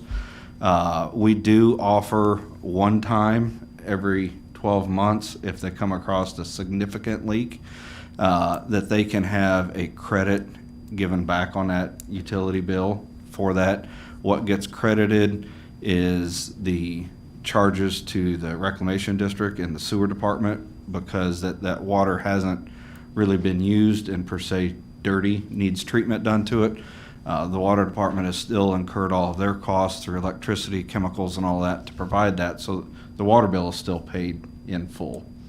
And it goes off of, we've got a formula that we use, so it's done the exact same way for everybody, what their current or high bill is compared to a low bill, and then it gives a credit difference between those two. If we don't catch the high bill, if a resident feels that they are using excessive water in a month or in a 2-month period, or that it's just slowly continuing to go up, they can still call the office. And again, we'll go out and kind of walk through the house and see if we can find anything. Now, we aren't licensed plumbers or anything like that. Our distribution staff is very skilled in the work that they do, but we won't make any sort of repairs. And there may be something going on in the house that we don't find too, so it's not a guaranteed service, but it is an initial start as a free service instead of a homeowner incurring that bill of hiring a plumber to come out to do that initial check. Thank you. Thank you. Mr. Nord? As I said, I fully trust that the town staff can find savings. I fully expect that this year we won't have some property tax bills that we paid in the past, so that should be money that's freed up that possibly is on the budget. There's town leases that hopefully will come up for renewal that maybe we will elect to charge some more money for instead of giving up that revenue, because that revenue we could have used to help fund the water bill. We've got the marijuana tax that we haven't even started receiving money from that yet. You know, so we do have these revenues that are going to be coming in, and I fully trust that, you know, staff can find it, maybe not out of the water budget, but somewhere internally for a one-time transfer.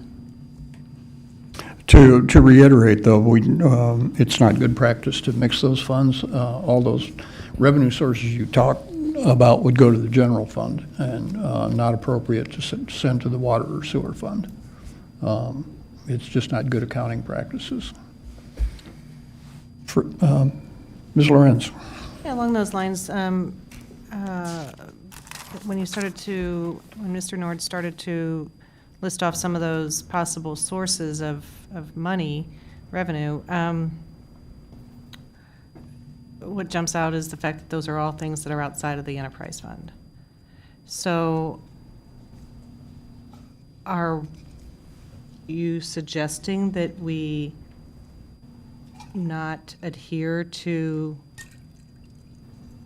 best practice for accounting guidelines?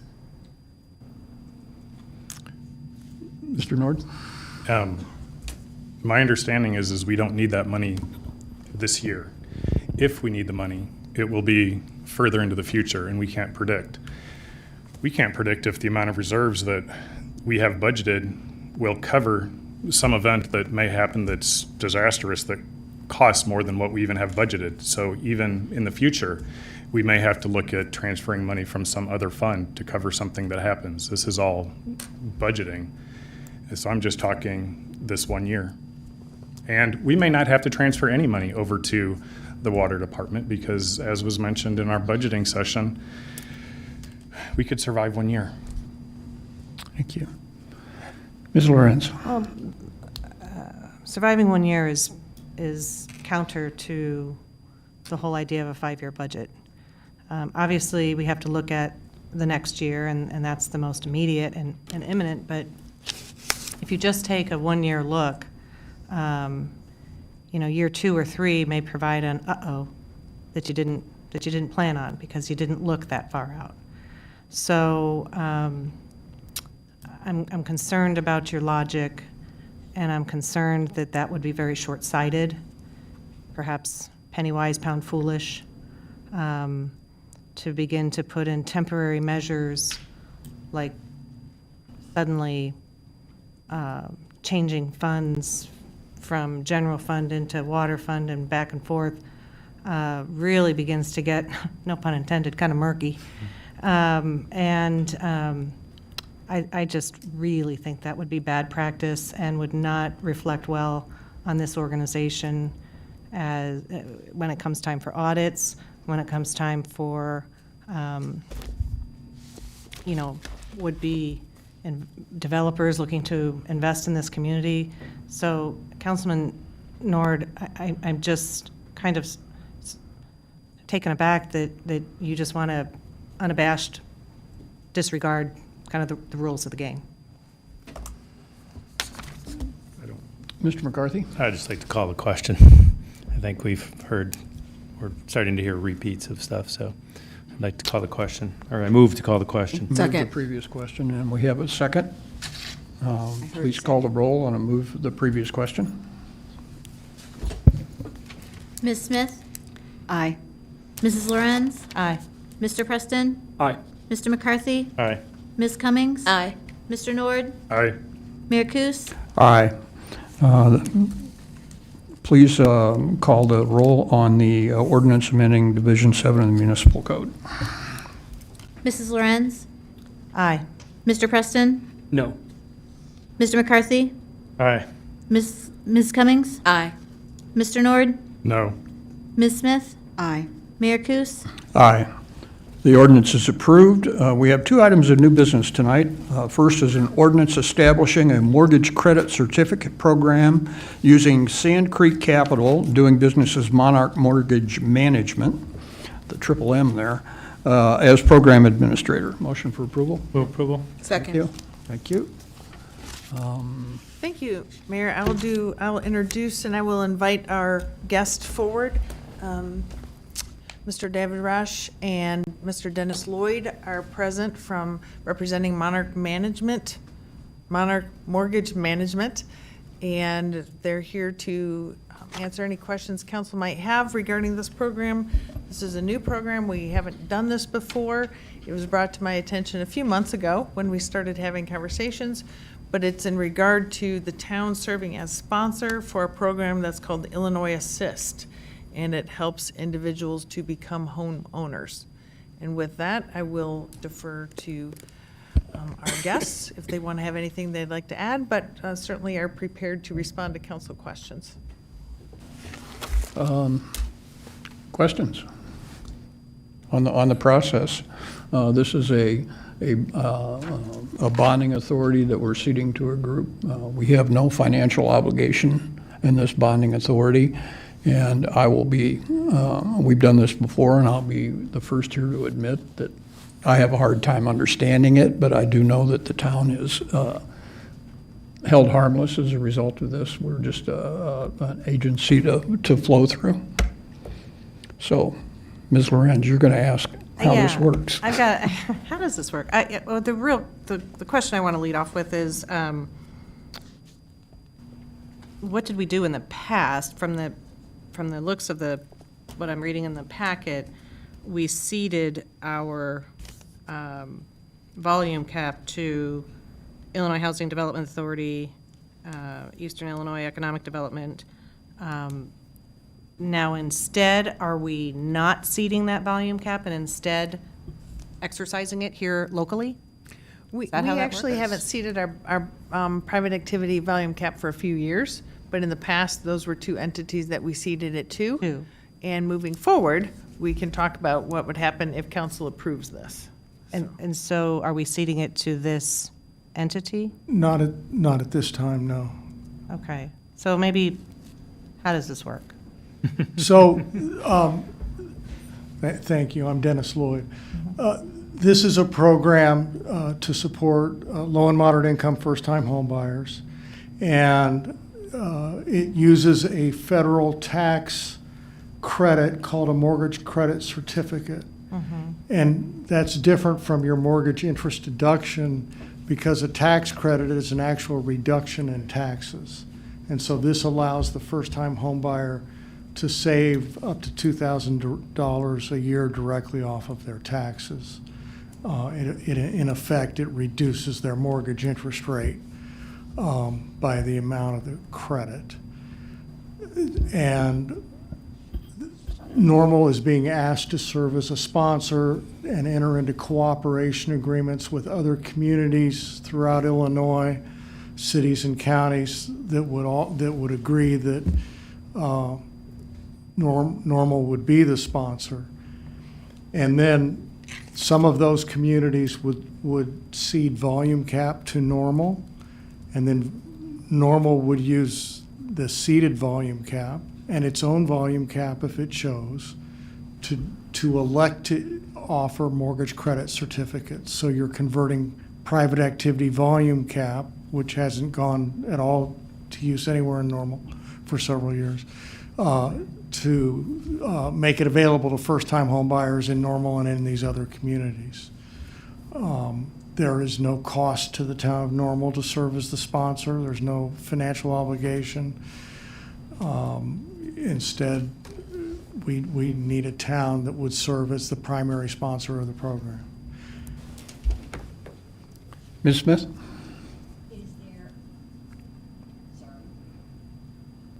Is there a finite number of homeowners you will be able to assist with this program? Is there only so many dollars available to provide these credits to homeowners? Or is, if someone meets the criteria, is anyone eligible then to seek this assistance? So anyone who meets the criteria is eligible on a first-come, first-served basis to take advantage of the assistance. The volume cap that is ceded is converted into an amount of eligible mortgage credit certificate, and that's based on the amount of the loan that they receive. I mean, it's kind of a complicated formula, but there's if a town cedes $10 million of private activity volume cap to Normal, it would, depending on the credit rate that is offered, it could assist up to $10 million worth of home loans. Or if we offer a higher credit rate, then we could offer fewer loans, but that each homeowner gets more of a credit. So it's not unlimited. It's tied to the amount of volume cap that we have available. We're optimistic that we'll have enough volume cap that everybody who's interested will be eligible. And so this mortgage credit is of more value now because of the tax law change in December of 2017, fewer people can itemize. And so most people aren't even able to take their mortgage interest deduction on Schedule A anymore with the larger personal exemption and standard deduction increased under that tax law. So this is a pure credit that does not require them to itemize, but simply goes against the taxes owed. That's correct. And when it goes against the taxes owed, are they allowed to use that credit to assist with their down payment, or do they still have to have the down payment? They still have to have the credit they receive year after year in the future on their income taxes, but they still have to have the funds for the down payment. Is the down payment amount that qualifies them to participate, is that as low as 5%, or is it a standard 10% for a residential loan? Depends on the loan product. Yeah, it depends on the type of loan product that they're utilizing, but yes, they are typically eligible for a 5% or even a 3% down payment requirement. And If I could interrupt on that, I would add that there is other programs that help first-time home buyers with down payment buy-downs that are available, and we offer that through our community block grant program. And on the value of the home and the income, what income range of homeowners would generally seek this assistance, and what price point on houses would you find people with those income levels are applying for? Most of the homes, so the income and purchase price limits are guidelines established by Congress. They're established in federal law. And what we find with the program is that most of the home buyers are buying a home between 70 and 100% of the median house price in the area. So these are not the high-priced homes. These are the first-time home buyers buying a house at those price points. Thank you. Mr. Nord? Can normal residents currently access this program? It's only available, under the federal law, it's only available when you're buying a house. So a current resident can take it, a current resident of normal who's buying their house, if they have the right income and purchase price, would be eligible once it's in place, yes. But are they currently able to? Like, let's say it's somebody that meets whatever qualifications. The first-time home buyers, are they currently eligible to access this program without us being a sponsor? No. So in the paperwork that was presented, there was a whole list of all these other towns. Are those other towns able to access it? I'm not sure what you saw, but those were a list of towns that we hope to recruit to participate in the program. So they're not offering it either. And would they have? Mr. Nord, I think the point here is there is no program to access. This is establishing a program. Actually, for your reference, it was your Oh, okay. flyer from Aurora. So we've had this program in place for a number of years through the city of Aurora.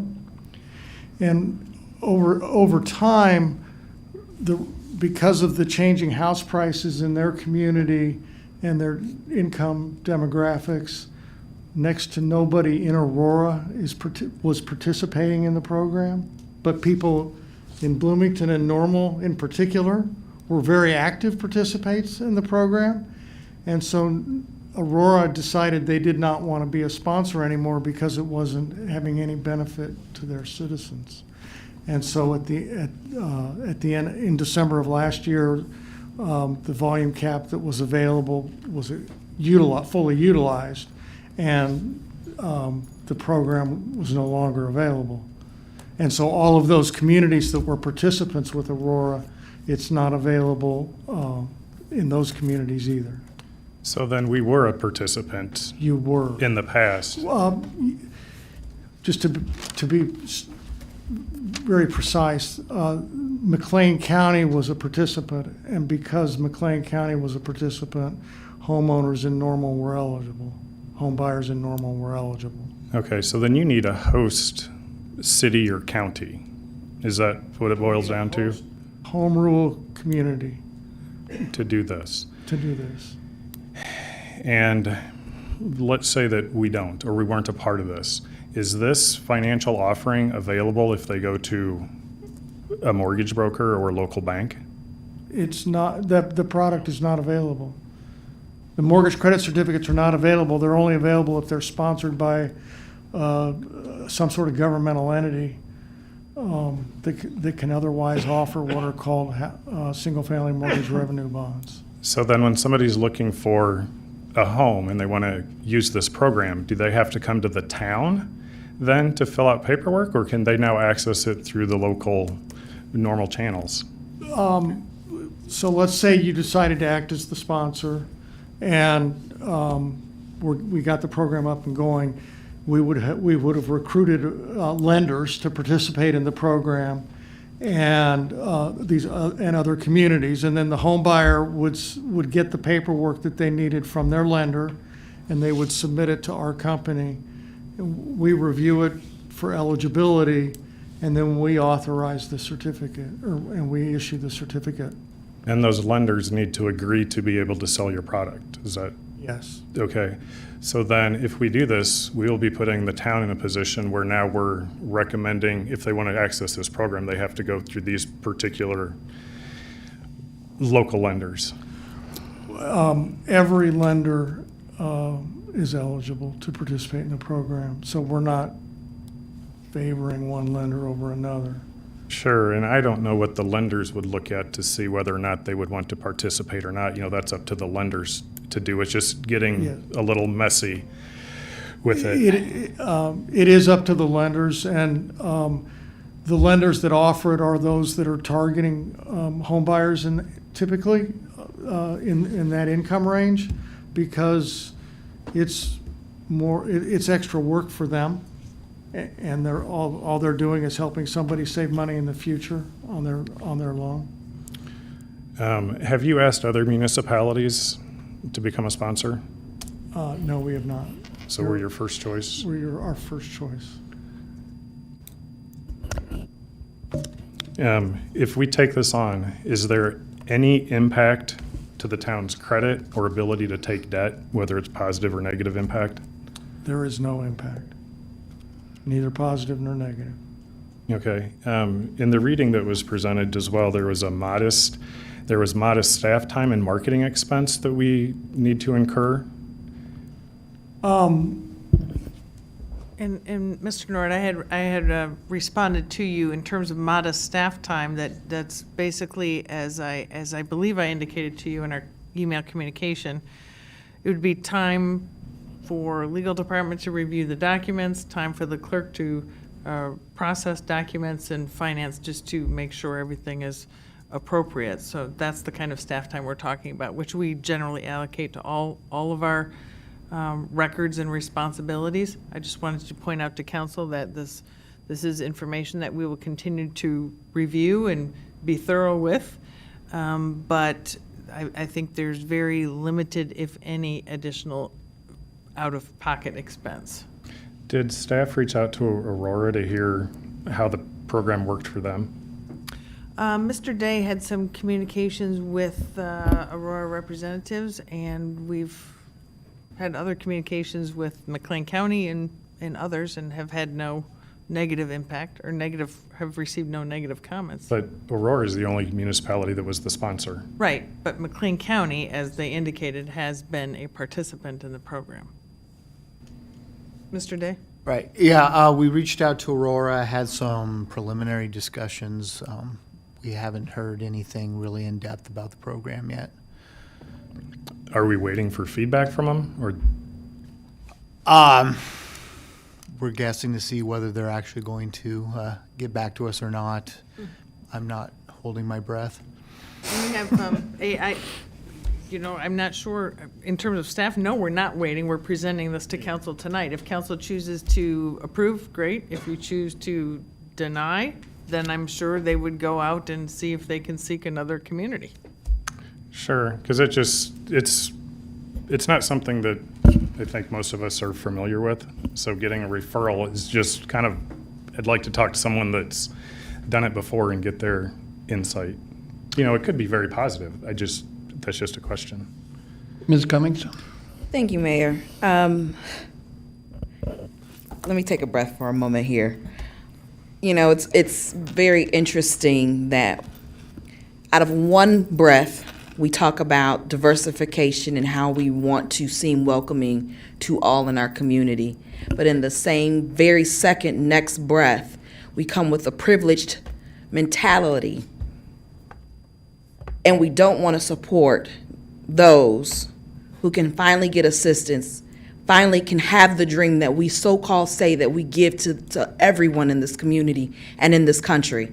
And we find a way to minimalize it by saying, here's an opportunity that we can show that we are that inclusive community by being a host and an opportunity to give those who may not any other way have an opportunity to purchase a home. And if we couple this with something we already do to assist with with a down payment, we are creating an atmosphere of home ownership. And how can we say we really want true home ownership for everyone when we don't want to have honest conversation about what's before us? And we find a way to make it small, or find a way to find fault, or find a way to find holes in it. I am glad that you all came to us. I constantly talk about the fact that we have to be open-minded to have more economically diverse housing and giving people the opportunity to have their dream, to own their home. It's always better to own versus to rent.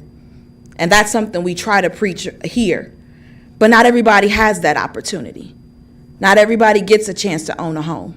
Some people work and work and work and never get that opportunity. And if we can couple what we're doing, allowing for down payment, and finding another way to help them, whether it be the tax credit, that can assist them to, whether it's buy a fixer-upper and they have funds to fix it as they go along, or just to make the load lighter to be able to afford their mortgage until they're able to settle in to what it means to have and own a home. That is something, and there's no burden. We're not paying for anything. We're just hosting it, saying that this is something that we can support. Our community has already benefited from it. And if it came to a point that McLean County and those in McLean County began to benefit more than the previous hosts, why should we now push them to another community? Except to say, we recognize that we have something, or there was something available to you that you all were utilizing, that you needed, and now you can find it here at home. Thank you. Let's not overthink this. So, I mean, here are the issues we have. We've got an organization that's coming to us trying to offer a program that helps low-income people buy their first home. It's very clear that we are in no financial risk by doing this program. It is also was well stated that the reason Aurora didn't want to do it anymore is because their citizens were not taking advantage of it. It was also stated that McLean County was a heavy user of the program. It was also stated that they needed a home rule unit of government to sponsor this program. So let's not overthink this. Vote it up or vote it down, folks. I'm going to call the roll on this one. Mr. Preston? Aye. Mr. McCarthy? Aye. Ms. Cummings? Aye. Mr. Nord? Aye. Ms. Smith? Aye. Mrs. Lorenz? Aye. Mayor Kus? Aye. The ordinance is approved. We have a motion to approve an appointment to the McLean County Regional Planning Commission. Motion for approval? Thank you all. So, do you need a motion? We need a motion. So moved. Thank you. Second? Please call the roll. Mr. McCarthy? Aye. Ms. Cummings? Aye. Mr. Nord? Aye. Ms. Smith? Aye. Mrs. Lorenz? Aye. Mr. Preston? Aye. Mayor Kus? Aye. The motion is approved. Mr. McCarthy, would you make that announcement?